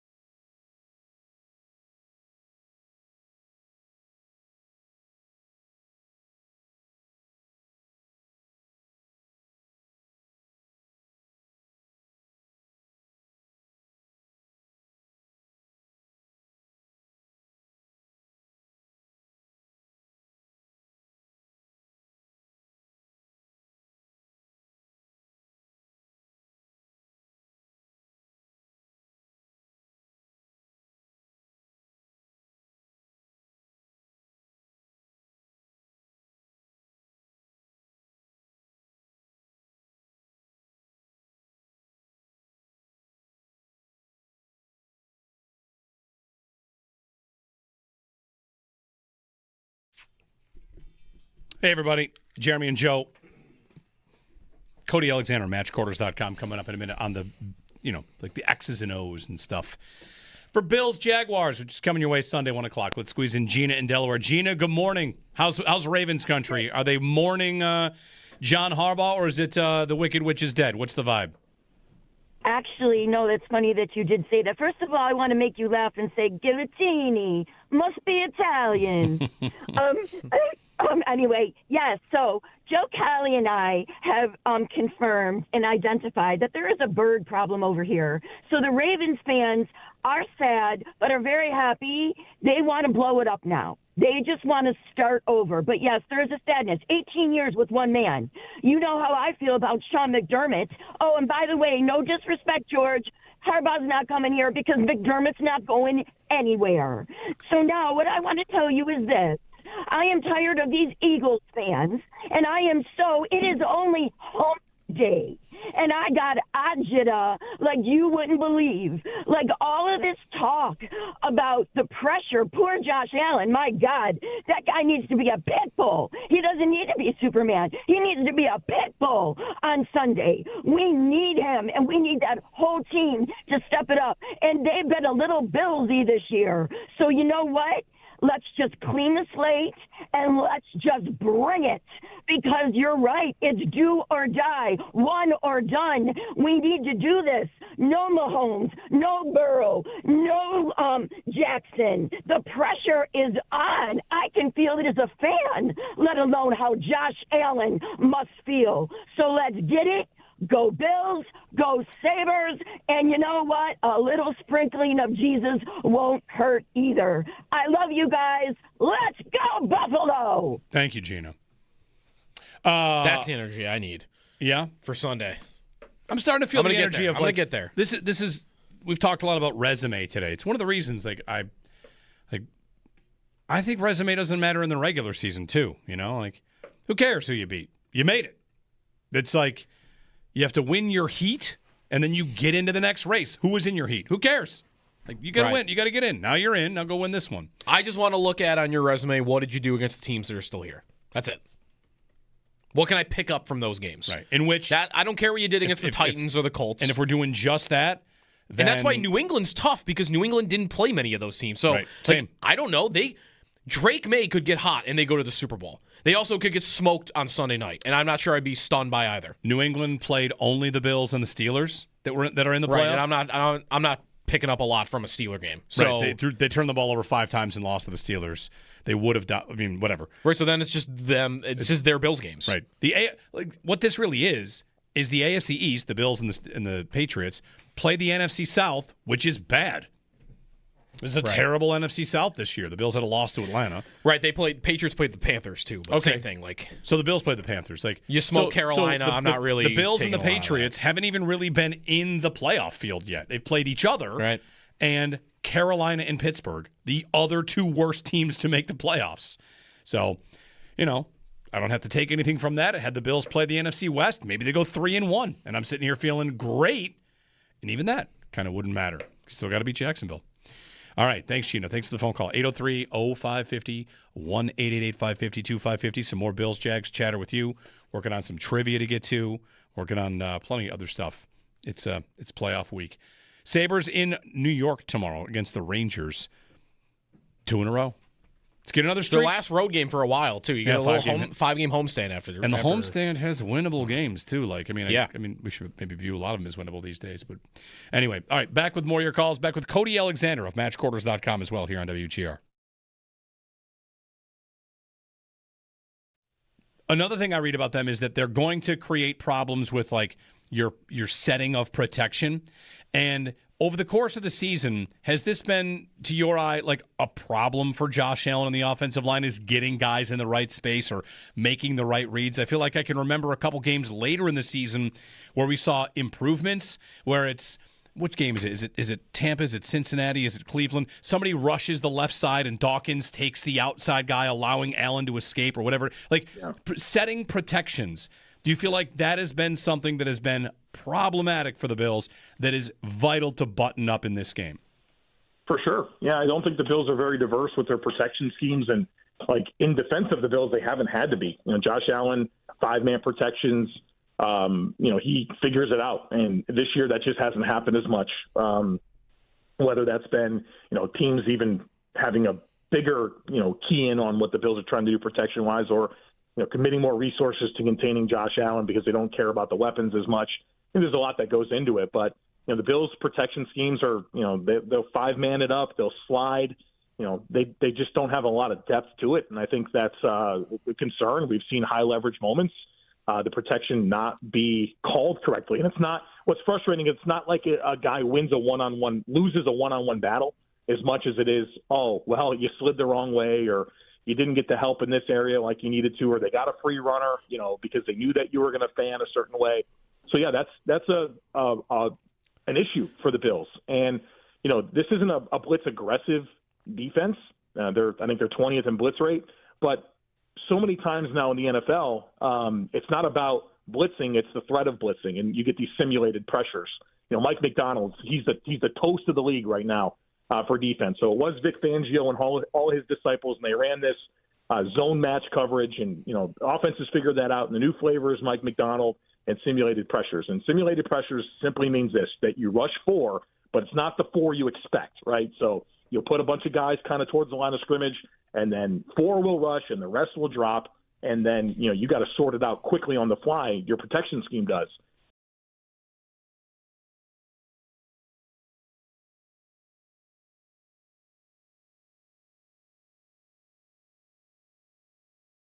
The thing I would ask is this. It's unscientific, but McDermott has caught a lot of heat for a lot of years, and this is the year where I think the temperature switched and the GM got a lot more. And if they were to go one and done against Jacksonville, and we come in on Buffalo Bills Football Monday, and we're talking about the end of the season, I don't know if we've really even ever had a lot of calls about the GM and how someone else should be in charge. They are separate. They are not a package deal. I mean, they might someday both leave, but they are not a package deal. And if Monday comes around in this scenario that Benjamin Solak lays out, I think we get more calls about the GM, way more than we do about the coach. If the offense struggles. And the game, of course, matters, because in the playoffs, how do they lose? Usually they gave up a bunch of points. Yeah. And usually the offense is fine. Let's say, hypothetically, they have their second ever game that doesn't fit into that, which is like the Bengal game. 27-10. Yep. What happens? Aren't the calls about the GM? I think Aren't so. the calls about Joe Brady and the GM? It's how could a Josh Allen offense put up 13 points, 16 points? This team got held under 20 5 times this year. Yeah. Any scenario that they're held under 20, epic failure. Isn't it going to be about the GM? I think so. I mean, you'll get your Brady calls, and you'll get your, there are always going to be McDermott people. But I think more than ever, would be about the GM. And I can't remember ever the day after a season being about that. Right. And I don't think not that means, last year even. I don't think that means there's going to be a change or really even a serious conversation about a change. But all these national talking heads talking about how, a conversation could start. And Colin Cowherd said the dominoes could start to fall. Yeah. You're just going to find – I put it this way. I don't know anyone in the local media that thinks that's realistic. And that's people that are connected in the organization, wherever they're connected. I can't find anybody locally that thinks that is remotely close to possible about the coach. Right.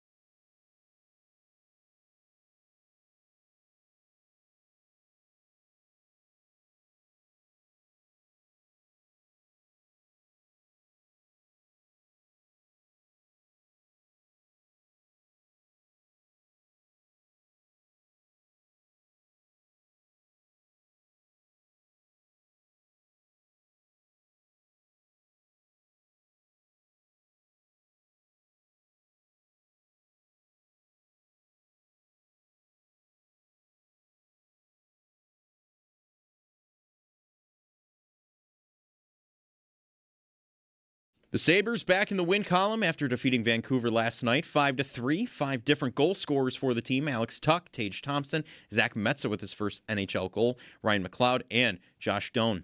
UPL allowed 3 goals on 35 shots, tallying a .914 save percentage. Up next, the Sabres are in New York to take on the Rangers tomorrow with puck drop set for 7 o'clock. All of your play-by-play action will be right here on WGR Sports Radio 550. The Bills practice today. We'll get an updated injury report as they gear up to head to Jacksonville for the first round of the playoffs this Sunday. We'll be awaiting more on the status of Matt Prater, Maxwell Hairston, and Ty Johnson. They made some roster moves. Our own Sal Capaccio reports the Bills have signed kicker Matthew Wright to the team's practice squad and released offensive lineman Richard Garage.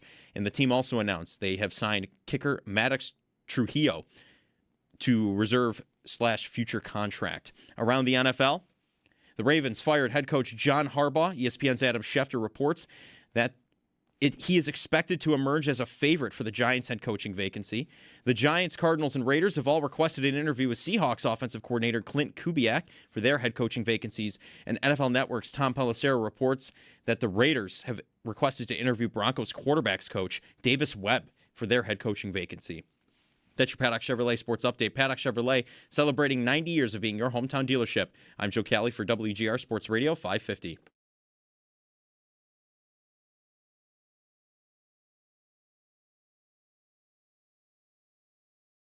I would say that Jacksonville has the hottest pass game going into the playoffs right now. And I think that's why there's such a belief. I think it's the toughest draw that Buffalo could have gotten, candidly. And I've said for a couple weeks now, the run defense doesn't necessarily concern me. It's are you going to catch a on-fire pass game as well as the secondaries played? Because elite passing games can get after elite coverage units because the quarterback can make the perfect throw on a consistent basis.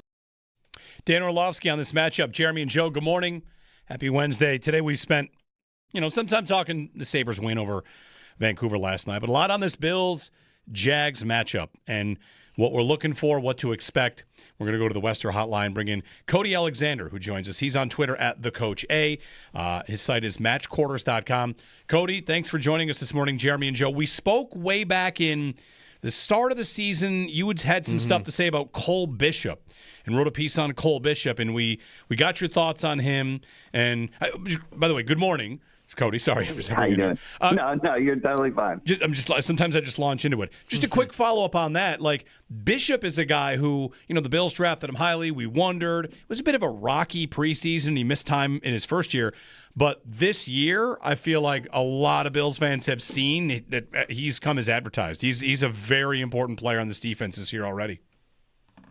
Yes, he was a hybrid safety to begin with, just a person who had coverage ability, was able to play near the box. Sometimes it just takes a little bit of time, especially for a safety that's so used to playing in a very kind of a static scheme at Utah, to then coming in and kind of running a more multiple scheme, especially from depth. I know that probably doesn't seem like, that needs to be an adjustment, but the speed of the NFL is much different than at the college level. And so kind of adjusting to the multiple coverages, calling it, knowing where to be, sometimes that mental load takes time, but he is a really good athlete, and he's really kind of shown this year of what everybody kind of expected him to be.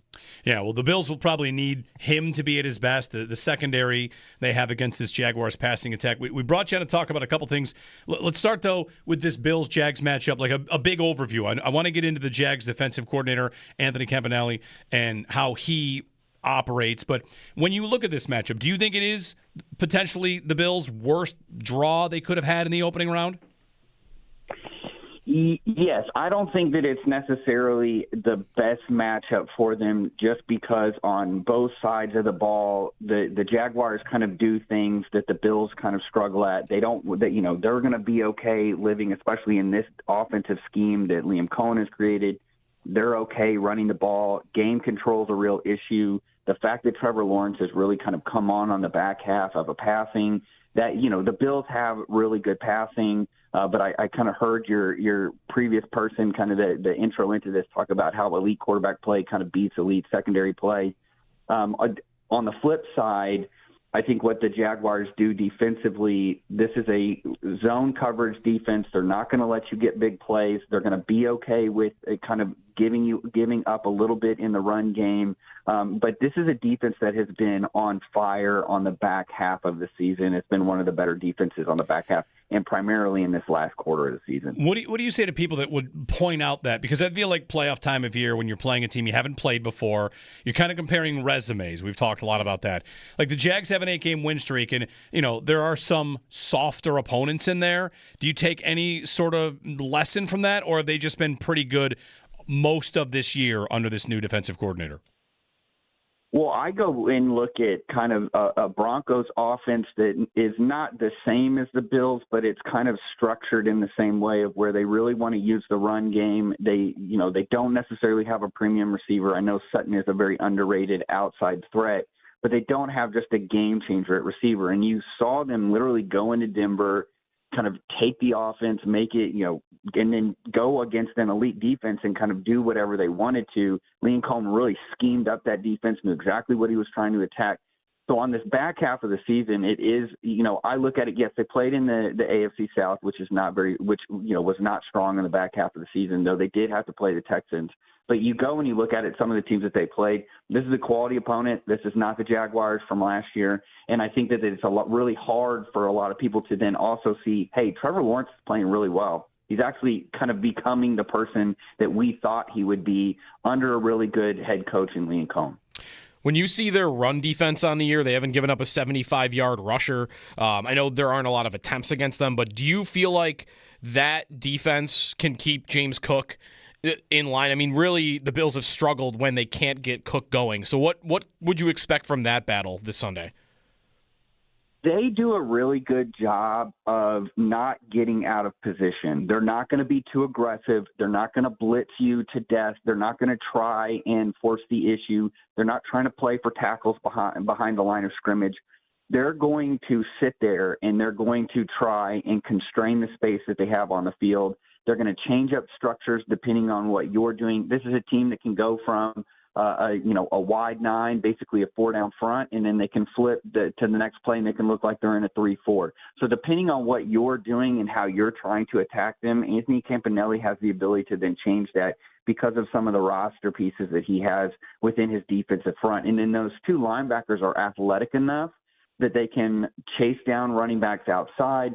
And then also with your play action game, especially with the Bills, they can match up with tight ends in zone defense. So this is a defense that kind of takes away your play action ability. They're not going to let you get the deep shot or on early downs, but then they're also going to kind of do that bend but don't break. I know it's kind of cliche, but that's really what they're doing. They're saying, if we can limit you to 3 to 4 yards carrying, we're going to get you in a situation one of these times where we make a tackle for loss. Now you're in a passing down, and now we've got you right where we want you. Have they had success confusing quarterbacks? I mean, Josh Allen's one of the best, right? Maybe the best, whether when you come down to accuracy, playmaking, big arm, he can do it all.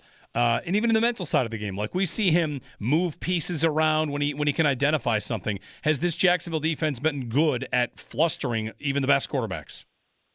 Well, I think that's where they really excel. If you look at kind of their coverage ability and what they do coverage-wise, they're kind of a mixed bag of different things. They really want to lean into cover 2 and cover 3. They don't play a ton of man. They're really lower in league average. But here's the problem is that they're really above average at all of those coverages. So this is a secondary that on paper you may not think like, okay, this was one of the worst secondaries in the NFL last year. They don't really have a premium safety, but they have some pieces at corner that can really take that away. And what he does a really good job of using his Fangio system, like the Fangio adjacent style of play. He did work under Vic Fangio and the Dolphins, running everything through a 2-high shell, really making it difficult for you to attack that intermediate zone in the passing game.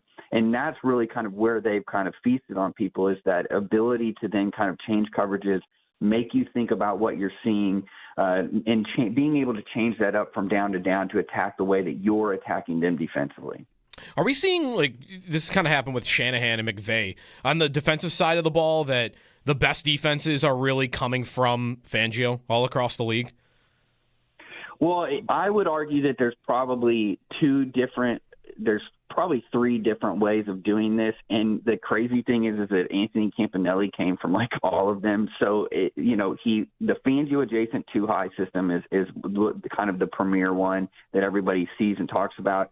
The Raven system, it's kind of I call it the Ravens 2.0. So post Wink Martindale, Mike McDonald, Jesse Minter playing, kind of playing this, to use a lack of a better term, but so everybody understands, is that shell defense where we're going to be in, and everybody's going to be deep. We're going to play a lot of cover two, play some quarters, but you have no idea what that's going to look from. And then the other part of this too is kind of that, Saleh, Shanahan, people hate it when I say this, but it's really what it is. It's the Shanahan defense. So the flip side of what he wanted Saleh to run post 2018 of wide 9, so 4 down, really wide defensive ends, pinch everything inside. We're going to play a lot of cover 3, play a lot of quarters. It's really what the Houston Texans have kind of amplified. And that's kind of what you're getting. It's the best amalgamation I think I've ever seen. And I wrote about it on Monday on Match Quarters. It's literally a football nerd's dream. Like, it's everything that you would want. And then you sprinkle in, I think the other part of this is the idea of winning first down with some sort of pressure. And what you're seeing is with him, it's not necessarily coming from the blitz side, but he has the Flores kind of all 7, the hot coverages, meaning that we're sending 5, 6 defenders, but we're playing zone coverage behind it. He has that in the bag too. And that's what really makes this defense really difficult, is because you don't know when and where he's going to bring those elements in. It's not as predictable as some of these other defenses because he can pull from a large bag. Cody Alexander, he's on Twitter at thecoacha, matchquarters.com. He wrote about the Jaguars and their defense. Cody, I want to ask you about the Bills' defense. It's been a year where they've had a bunch of injuries. They've had their real big problems stopping the run, but they've also had this tendency to have great turnarounds and great halves, and whether it's getting unconventional, whatever it is, like, they have a good secondary, and they're kind of piecing it together. I wonder what your thought is on the job that Sean McDermott, Bobby Babich have done with this Bills defense, and whether or not you think they might be up to the task of slowing down this Jacksonville offense.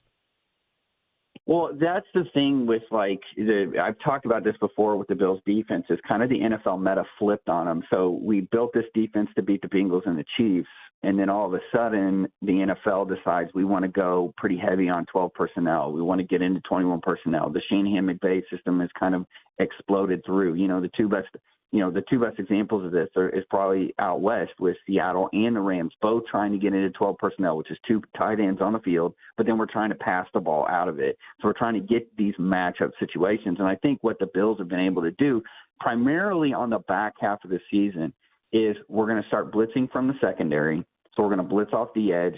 What that also does is leans into what they've also done, which is a lot more stunting of the front. So they're moving the front. When you have lighter, quicker guys, the best way to kind of use that against the offense is to then move them really quickly. So we're stunting into gaps. I'm moving from one shade to another. So I'm on one side of the lineman, I'm moving to the other. And what you've been able to do is really, and I thought the Eagles game was a great highlight of kind of where I see this defense in the playoffs, is we're going to move these guys. We're going to try and get penetration early. We're going to use the secondary. If you're going to get condensed, we're going to do the old Spagnuolo. I mean, and the Bills have been doing this forever under McDermott, which is like, if you condense that receiver, we're going to blitz the corner. And I think that we saw that against the Bengals. We saw more movement against the Eagles. And that's really kind of on this back half of the season is what you've seen the defense kind of clean up. How can we get better at defending the run because you can't go get a nose guard in the middle of the season. Cody Alexander, the Coach A on Twitter on this Bills-Jags matchup. As you kind of lay that all out, some have suggested, like, if they beat the Jaguars, that not that the road gets easier, but that this might be the toughest test. How do you see the rest of the AFC playing out? Like, we've got 7 teams here, and it's more open than ever before. It's part of the narrative around this Bills postseason run is that there's no boogeyman in the way of Patrick Mahomes and Andy Reid. So when you fill out your AFC bracket, what's your ultimate pick? Yeah, this is to me it's so funny that we're sitting here talking about okay, the Jaguars are a really bad matchup, and there's a huge but after that is you have the premium quarterback in the AFC is going to be Josh Allen. You basically have Superman, playing for you at quarterback, and I think that's where a lot of people have kind of a pause of okay, I think the New England Patriots are kind of a paper tiger. I'm not a big believer in schedule strength. I think you have to win your games. They won all their games, but if you really break them down, kind of look at what they are as a whole, I feel like they're going to struggle as they get on through. I'm not a big believer in the Pittsburgh Steelers. I don't think anybody is. I would be more inclined to worry about the Houston Texans if I really believed that offense was going to be able to win games. I think the defense is one of the most elite defenses. They literally do nothing on defense other than punch you in the mouth on every single play. I was going to say, like, don't they run the same – they don't even, do they call plays or they just say, like, play defense? Yeah, it's basically like we're either going to run cover 3 or we're going to run some sort of a too high shell. We may sprinkle in a blitz on like 10% of our plays just to make sure, give Petrie a bone at nickel and let him go blitz off the edge. But yeah, no, that's essentially what they do. And then to keep going, like the Chargers are kind of in the similar mode of like the New England Patriots, is that they won a lot of games. The defense isn't really as good as people think. Offensively, what are they going to look like? Do they want to pass the ball? Do they want to run the ball? They've kind of been Jekyll and Hyde. So that leaves me really with the two teams, which is the Buffalo Bills and the Denver Broncos, who to me, I think those are the two best teams and the two best setups to win. And if you want to go off on quarterback play, because typically in the playoffs, the best quarterback typically wins, I do think that the Bills have a really good opportunity. If this is a year to kind of sneak in, like, I say sneak in and they've won 12 games, and it's really only because the New England Patriots won 14. You know what I mean? So It's like if there was a year that you could kind of say that this might be it to get there, I think that this is a really good opportunity for the Bills. If they can get through this matchup, it really kind of gets not necessarily easier, but the matchups are really more advantageous for them. Very good. Very quickly, what makes you a big believer in Denver's chances? Is a lot of it the 1 seed, or you think they are that good? I do think home field advantage has to play in it. I do think that this defense is really, really difficult for a lot of opponents, and I don't mind the offense. I think I'm a big believer in Bo Nix. I think that Sean Payton does a really good job of game control. I think he's been really vanilla in the regular season. Now, if I watch the second round and it's the same vanilla stuff, I'm going to be a little bit more concerned. But I do think that the two best opportunities coming out of the AFC are going to be the Denver Broncos and the Buffalo Bills. All right. Cody Alexander at the Coach A on Twitter and matchquarters.com, the website. Cody, thanks so much for the time. Always a pleasure getting your knowledge and talking to you here. Yeah, appreciate you guys having me on. Thank you. Yeah, go to the matchquarters.com. I read his write-up on Anthony Campanelli, the defensive coordinator in Jacksonville, about like the chaos and the way they bring pressure and the challenge that it is. And, listen, like it's so funny in the chat. You've got your Bills fans that get furious at even suggesting the other team might also be good. You're like, this team's pretty good. Like, oh, they're the 85 Bears? Like, yeah, I don't know, man. If the Bills win, it's good. If you beat good teams, that's good. I will be impressed if they win. Yeah. And I think they can. I definitely think it's going to be really close. I will be way more impressed with this win than I would have been by beating the Dolphins in the wild card round or Denver last year. Denver last year wasn't a backup quarterback. He was a rookie quarterback. And they beat him 41-10. Hey, they pulled away late. Yeah, like a good rookie quarterback coming in. The offense wasn't terrible, and the defense was really good. Yep. You were at home, and you smashed them. This team is better than that team. This Jaguars team is better than that Denver team. Is this Jaguars team better than the Baltimore team you beat in the divisional round last year? I wouldn't go that far. I'd stop short of that. Just because that Baltimore team had like the best rush attack we've ever seen in the NFL, and Lamar Jackson. And they turned it over 3 times. And it was close. I wouldn't be as impressed as I was with that game. Yeah. But close. You know what? Close. There are 2 different ways to be impressed. If the Jags turn it over 3 times and the Bills win by 3, versus you win by 3 with no turnovers, right. Right. How dominant were you within it? But in playoff time, right? Like it's just win. Find my way to get to that win. Do you want me to pass along a conspiracy, and not like the games are fixed? Okay, then sure. Yeah. I got to find this piece. Jeremy Fowler has his piece about the coach changes and what's going to happen here. So. A football conspiracy? Somebody suggests something to me, and, let's have a little fun here. Is this the Jeremy Fowler piece? Yeah. Jeremy Fowler and Dan Graziano, NFL head coaching carousel. Intel, latest Week 18 buzz. Okay. So, the Bills are given a mention here.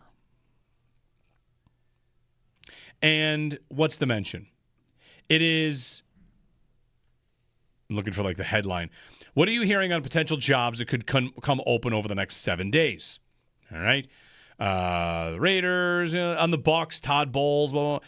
But then the writing on the Bills was, it goes like Graziano, Fowler, Graziano, Fowler. Yeah. And after Fowler's, there's a line break. I guess it's still from him. One more. Some folks around the league have wondered to me whether Bills ownership might grow impatient with Sean McDermott if Buffalo doesn't make a playoff run in a year. Patrick Mahomes is out of the postseason. Okay. What was it? Some people around the league? Some people around the league have wondered to me whether Bills ownership, blah, blah, blah. Here, this is what the person sent to me as the conspiracy theory. Ready for it? Uh-huh. That call's coming from inside the house.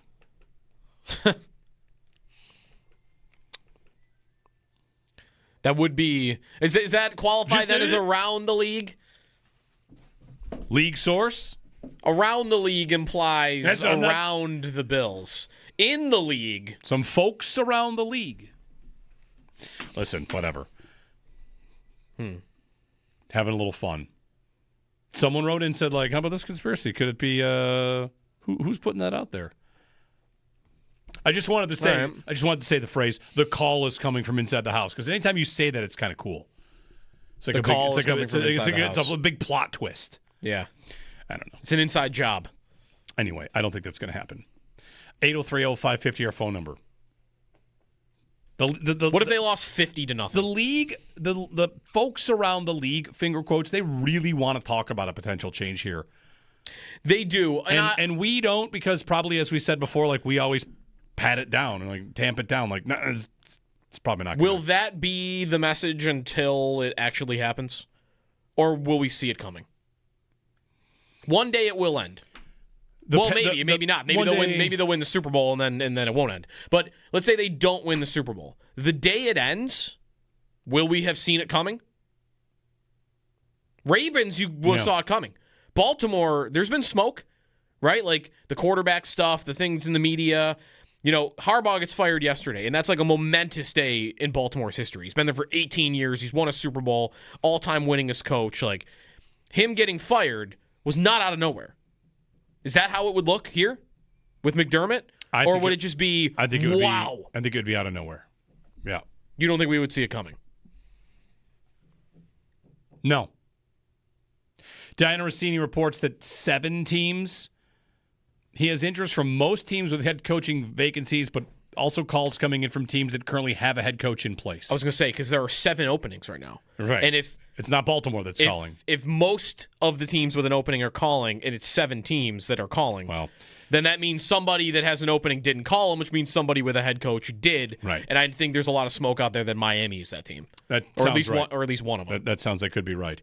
Again, who wants us to know that John Harbaugh has 7, 8 teams calling him? John Harbaugh. John Harbaugh wants us to know that. He can't. Just, Michigan already hired a guy. He can't just go coach Michigan like his brother did. That'd be funny. All right, we're going to break in. If you have some thoughts, join us. 803-0550, counting down to Bills and Jags. Sunday, 1 o'clock. I feel like if they win this game, I don't know. You'd feel better because they won a game against a good team on the road. It'd be their first road win. Now, their first road playoff win since, I believe, 1992. Right. So, like, all of a sudden now, Allen, McDermott, they win one on the road. Like, okay, win another one on the road. You can do that one at a time. We're kind of waiting for the first road win. They have not been a strong road team this year. It's been a little bit of a battle on the road. Right. But, hey, go win it. Go win the game. In not the craziest environment in the league. No, right. Of all the road places to go, wouldn't you feel like this is one of the softest ones? Yep. It's nice outside. The crowd is what? All right. It's fine. Yeah. The game, by the way, is getting closer to being maybe a pick'em. The money line now, it's -108, -108. Oh, wow. Bulletin board material. Let the Bills know. Liam Cohen. The Bills going like... I think you got to take it off your bulletin board. Like, it's now a pick'em. And McDermott's got to put it up there. Like, guys, we were 1.5-point favorites. The line has moved to -108. Just on the big board, just a big -108. There's some folks out there that think we shouldn't be favored. These haters. Bulletin board material. The Bills are favored in this game. All right, we're Well, going to break in. Maybe not anymore. Sure they are. Minus 108 to minus 108. You're not favored. Oh, you're saying it's a pick 'em? Yeah, they're both minus 108 on the money line. Well, if they're both minus 108 and one team's getting points and one team's giving points, you're still favored. It's a good question. That's just the VIG. I don't think that's how the book is going to make money no matter what. But if you wanted to bet $10 on the Jaguars right now just to win the game. And one of those and if I bet $10 on the Bills to win the game and you bet $10 on the Jaguars to win the game, we would win an equal amount of money. Oh, I'm sorry. You're saying that they're even on the money line. Yeah. So then there's no points. It does say still minus 1.5, but then it's all over the place with like minus 120. I think I want to declare that the Bills are no longer favored as of this second. If it's even on the money line, then you're not favored. Right. I think the and Bills, then the points are a different value, like buying points. So that's just changed. But right now, the Bills are not favored anymore. Wow, what happened? Everybody heard that interview with Cody Alexander and just started. No, I'm kidding. All right, thanks to Cody. We'll get your calls in here, 803-0550 on WGR.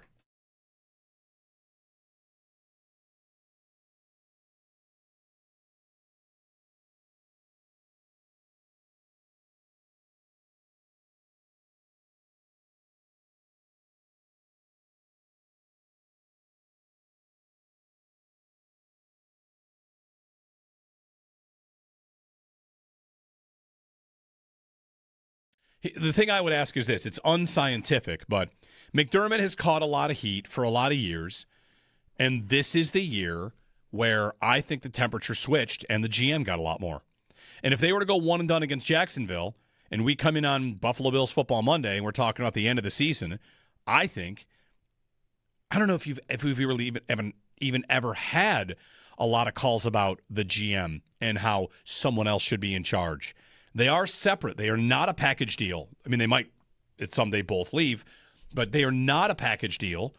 And if Monday comes around in this scenario that Benjamin Solak lays out, I think we get more calls about the GM, way more than we do about the coach. If the offense struggles. And the game, of course, matters because in the playoffs, how do they lose? Usually they give up a bunch of points. Yeah. And usually the offense is fine. Let's say, hypothetically, they have their second ever game that doesn't fit into that, which is like the Bengal game. 27-10.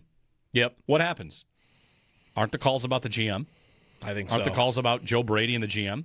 It's how could a Josh Allen offense put up 13 points, 16 points? This team got held under 20 5 times this year. Yeah. Any scenario that they're held under 20, epic failure. Isn't it going to be about the GM?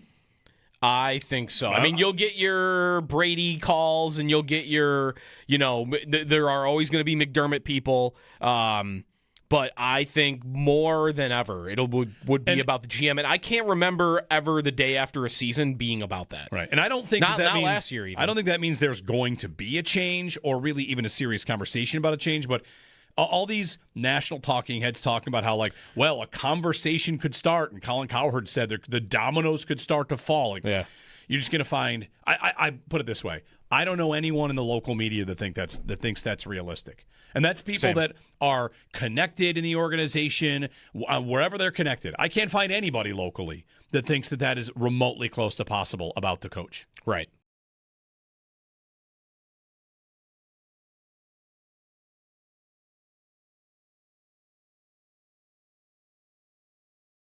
If you are really bullish on the way that they look right now, which I think you could be, they look like a team that decided to flip. The thing I would ask is this. It's unscientific, but McDermott has caught a lot of heat for a lot of years, and this is the year where I think the temperature switched and the GM got a lot more. And if they were to go one and done against Jacksonville, and we come in on Buffalo Bills Football Monday, and we're talking about the end of the season, I don't know if we've really even ever had a lot of calls about the GM and how someone else should be in charge. They are separate. They are not a package deal. I mean, they might someday both leave, but they are not a package deal. And if Monday comes around in this scenario that Benjamin Solak lays out, I think we get more calls about the GM, way more than we do about the coach. If the offense struggles. And the game, of course, matters because in the playoffs, how do they lose? Usually they give up a bunch of points. Yeah. And usually the offense is fine. Let's say, hypothetically, they have their second ever game that doesn't fit into that, which is like the Bengal game. 27-10. Yep. What happens?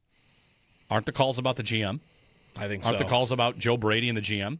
It's how could a Josh Allen offense put up 13 points, 16 points. This team got held under 20 5 times this year. Yeah.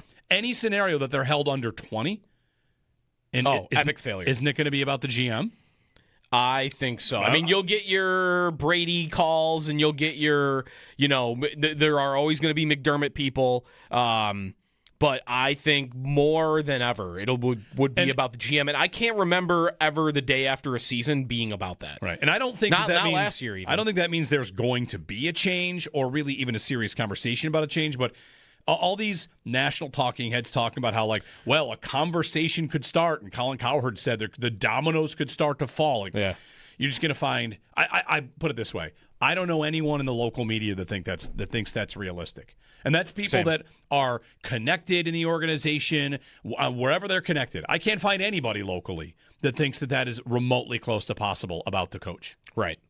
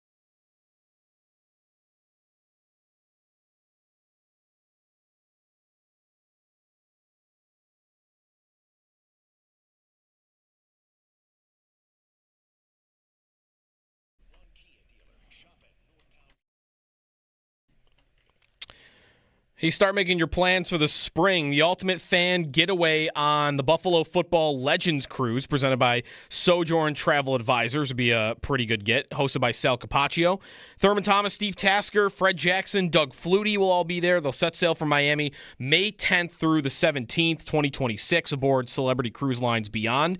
Go to Porto Plata, Tortola, more locations as well. Once-in-a-lifetime moments with Buffalo Football Legends. Thurman's 60th birthday. Cabins are limited, flexible payments available. You can go to buffalofootballlegends.com to lock in your spot. Speaking of big trips, it did happen. The Bills and the Rams, lined up, which is something maybe you wanted if you want the Bills to go to Australia. 2026 game in Australia, Melbourne. Right. I have Melbourne, family, not Melbourne. Family in Melbourne. That's right, Melbourne, remember? Even though there's an... My cousin called and said, this is how you say it. He lives in Melbourne. Even though there's an R. That's right. Silent R. There are silent R's all around the world. So that would be a 20-hour trip, right? I mean, it's lengthy. Like, for a football team, we were talking about this a little bit yesterday, I think that game would have to be in week 1. Do you know how long the flight... but it would be tough. You can't be week 1 if the Rams win the Super Bowl. And are they the favorites right now? Maybe they're not the favorites because they're not at home. But, they could easily win the Super Bowl. But if they don't, then I think that game is a Friday week 1 Like game. a Brazil game kind of deal? The Bills would open the season in Australia before coming Listen, we don't home. know that it's going to be the Bills, but... No, they're one of a couple. It's a Rams home opponent. They are a home opponent. The flight from L.A. to Australia is 16 hours. Right. Turns out Earth, big. It's far. Yes. Yeah. But, I mean, that would be a once-in-a-lifetime. I mean, you're never taking that trip again for the football team, at least. No, I wouldn't think so. And I can't imagine going – I mean, you can't really go any further unless they're going to go play a game in Antarctica at some point. We've talked about it. We are at the stage where, 3 kids and how long could they handle a flight. And I think I don't even want to be on a plane for 16 hours. Yeah. Maybe the kids Don't would you be get your own room on those types of planes? I mean, for so big? For tens of thousands of dollars, maybe. Otherwise, you're just sitting in a seat. And they're comfier, bigger planes, but business class, 16 hours. Don't you get a little curtain if you're in business class and your chair kind of will lean back and you can sleep that way? I don't know. I would need one of those ones where you lay down. Yeah, that's what I mean. Yeah. I've only had a flight. I had one flight ever where I was in the one where you can sit and you can recline and you have your own television, all that. Yeah. One time from Detroit to L.A. Okay. I think is when I had it. One time. Not even the longest flight, but it was comfy. No, I think 8 hours is my longest flight. Toronto to Venice, 8.5. Munich to Toronto was the longest 9 hours of my life. Okay. It felt like it was days. And this is double that. Yes.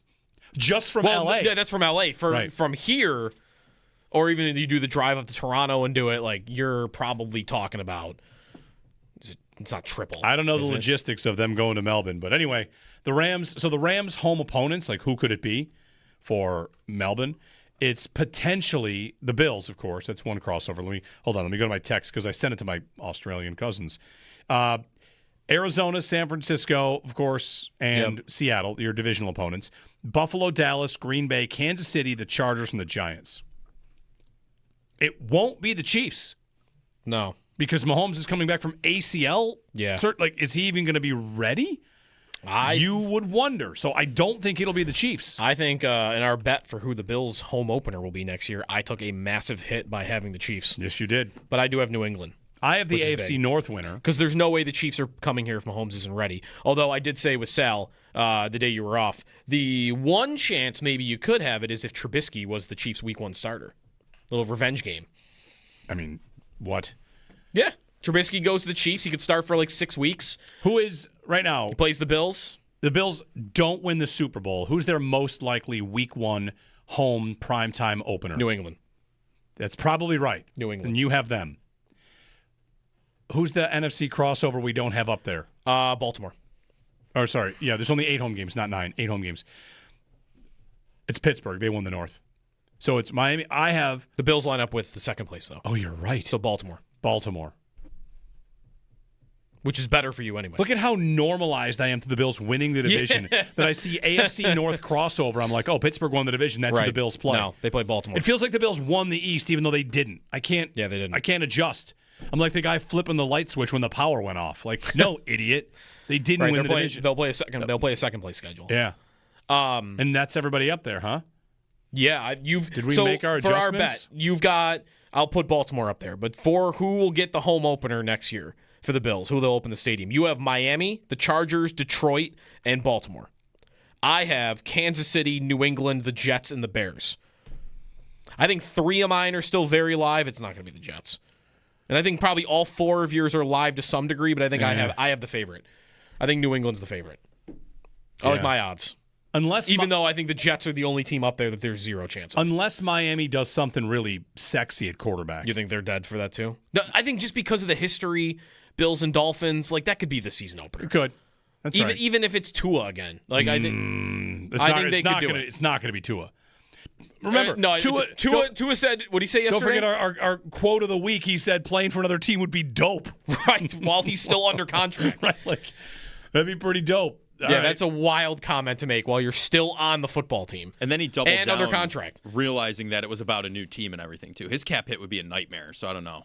No, they could do it, though. I mean, teams are taking dead cap hits like crazy all the time now. On next year's schedule, while we're on it, like the road games are awesome. I do not need a game in Australia because I already have been discussing with friends. Like we cannot decide what the better trip is next year. Do we want to do Green Bay or Vegas? Those are the 2 we've really been looking at. I mean, Green Bay, Vegas, and I feel like Minnesota and Denver are great trips. They're not bad too.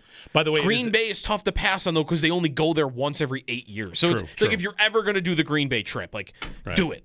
The schedule might depend when it is also. Like if it's in late December, that might be tougher. A lot changes year to year. Let's say that. Next year's schedule, straight murder. It's a gauntlet. It is death.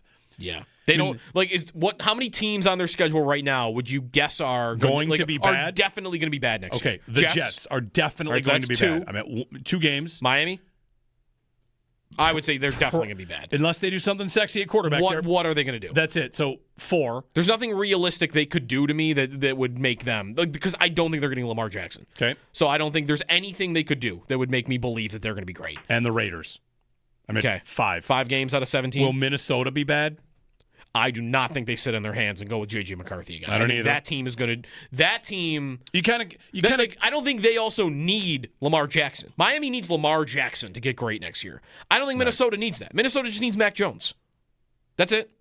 Just go get Mac Jones, and you are great. Yeah, that's probably right. Probably at least competitive. The Or other that, team, yeah. one team that could be next year, maybe the Rams. Oh, that's away. Sorry. But yeah, If on this Stafford- schedule, if if Stafford Stafford retires, retires. that's when they should trade for Dak Prescott. But that's a story for another day. Yeah. All right. Extendo Sports coming up. 803-0550, 1-888-550-2550 on WGR.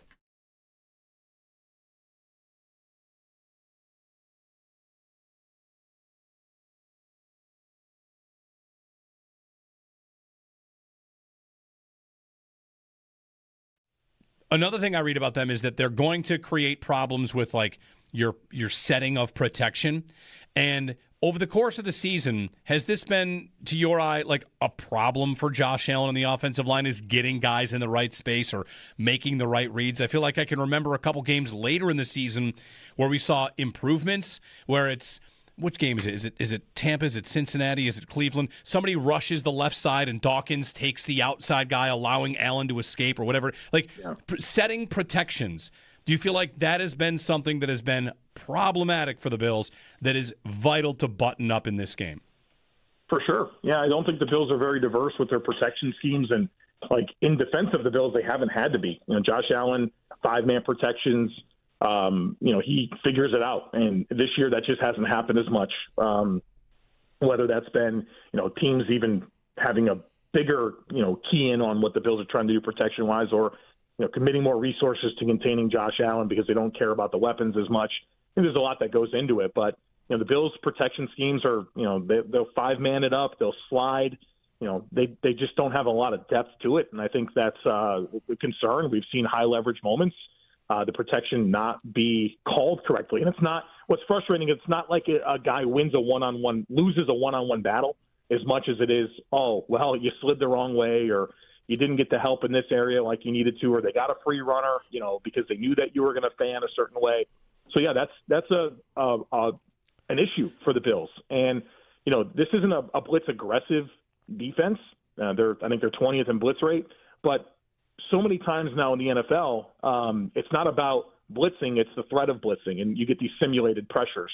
Mike McDonald, he's the toast of the league right now for defense. So it was Vic Fangio and all his disciples, and they ran this zone match coverage, and offenses figured that out. And the new flavor is Mike McDonald and simulated pressures. And simulated pressures simply means this, that you rush 4, but it's not the 4 you expect, right? So you'll put a bunch of guys kind of towards the line of scrimmage, and then 4 will rush and the rest will drop. And then, you got to sort it out quickly on the fly. Your protection scheme does.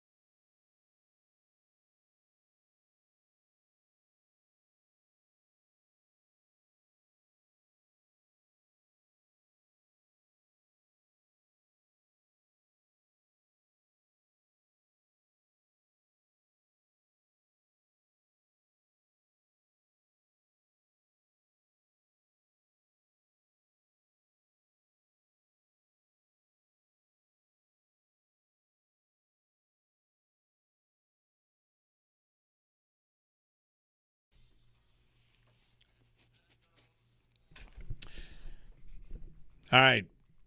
I buckled on a personal policy a little bit ago, which is I joined a fantasy league that's in the playoffs. Which I say thanks, but no thanks, and I buckled $10. I'm in for one. And I've since opened up to find the rosters in the scoring system. And I might be regretting this decision. Now, it's fine. So, guys, here's how it works. I'm in a league. It's $10. You can submit 3 teams if you want. 3 quarterbacks, 5 running backs, 7 receivers / tight end, and 1 flex and 2 kickers. Whoa. Big rosters. Jeez. But again, like, your teams get knocked out. Right. Wrinkle number 1. In a loss on wild card weekend only, Carolina or Pittsburgh rostered players get double points. Whoa. Oh, hold on. I gotta plug this in. The other one is in the Super Bowl, your flex player gets double points in the Super Bowl. Those are the wrinkles I've signed up for.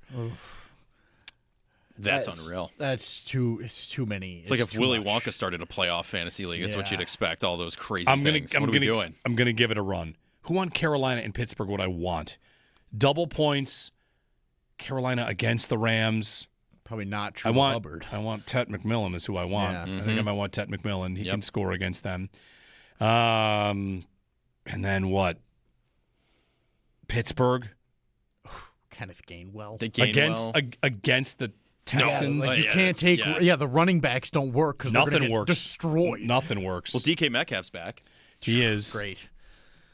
And then if you could pick any flex player to make, this is like basically the singular player you'd be most confident will make the Super Bowl and put up points. As a flex. Okay. It could be not a quarterback, but like running back, receiver, tight end. You're picking a team to make it, and then that player to be your flex for double points in the Super Bowl. Jackson Smith and Jigba. Puka was my first thought. Mm-hmm. Puka's I might have too much faith in the Rams, but I just have a ton of faith in the Rams. Yeah. They've been shaky, but they should take care of Carolina, who they did lose to. Right. They should. The Rams have so many should have won games. They should have beat the Seahawks. They should have beat the Eagles. They probably should have beat the Panthers. Right. Anyway, I'm in for that. Why not? We'll give it a rip. Yeah, Meanwhile, let us know how that goes. I know, right? I was going to say earlier on the show, I think you mentioned you don't do. I don't do these leagues. I don't. I think that Tet McMillan's going to be on this roster, though. What else? NFL power rankings. Can we power rank the 14 teams? Where are the Bills? And Jeffrey Chitty has... No, Eric at home, NFL.com. The Bills are what? 4th? 5. Yeah. Playing Jacksonville, who they have at 3. Yeah, it was between those two for 2 or 4 and 5 to me. Yeah. They have New England, too. Oh, really? Listen, I have been as much a fan of like what they're doing there and think they're going to be good. I did predict them to lose to the Giants late in the season. That did not happen. Yes. I'm picking them to lose again. They're going to lose. They're going to lose to the Chargers. I think the Chargers are good. They're scrappy if they can just get around the protection issues. That's it. If the Chargers were fully healthy, I mean, like I'd be scared of them. I think they'd have more wins. Yeah. Like they would just be. They have 2 massive injuries that are so hard to overcome. Anyway, all right. That's it for us. We're back tomorrow. What's on the docket tomorrow? We'll talk to Sal, catch up with Sal. The Bills, of course, have media day today. Back to practice today. More injury updates today.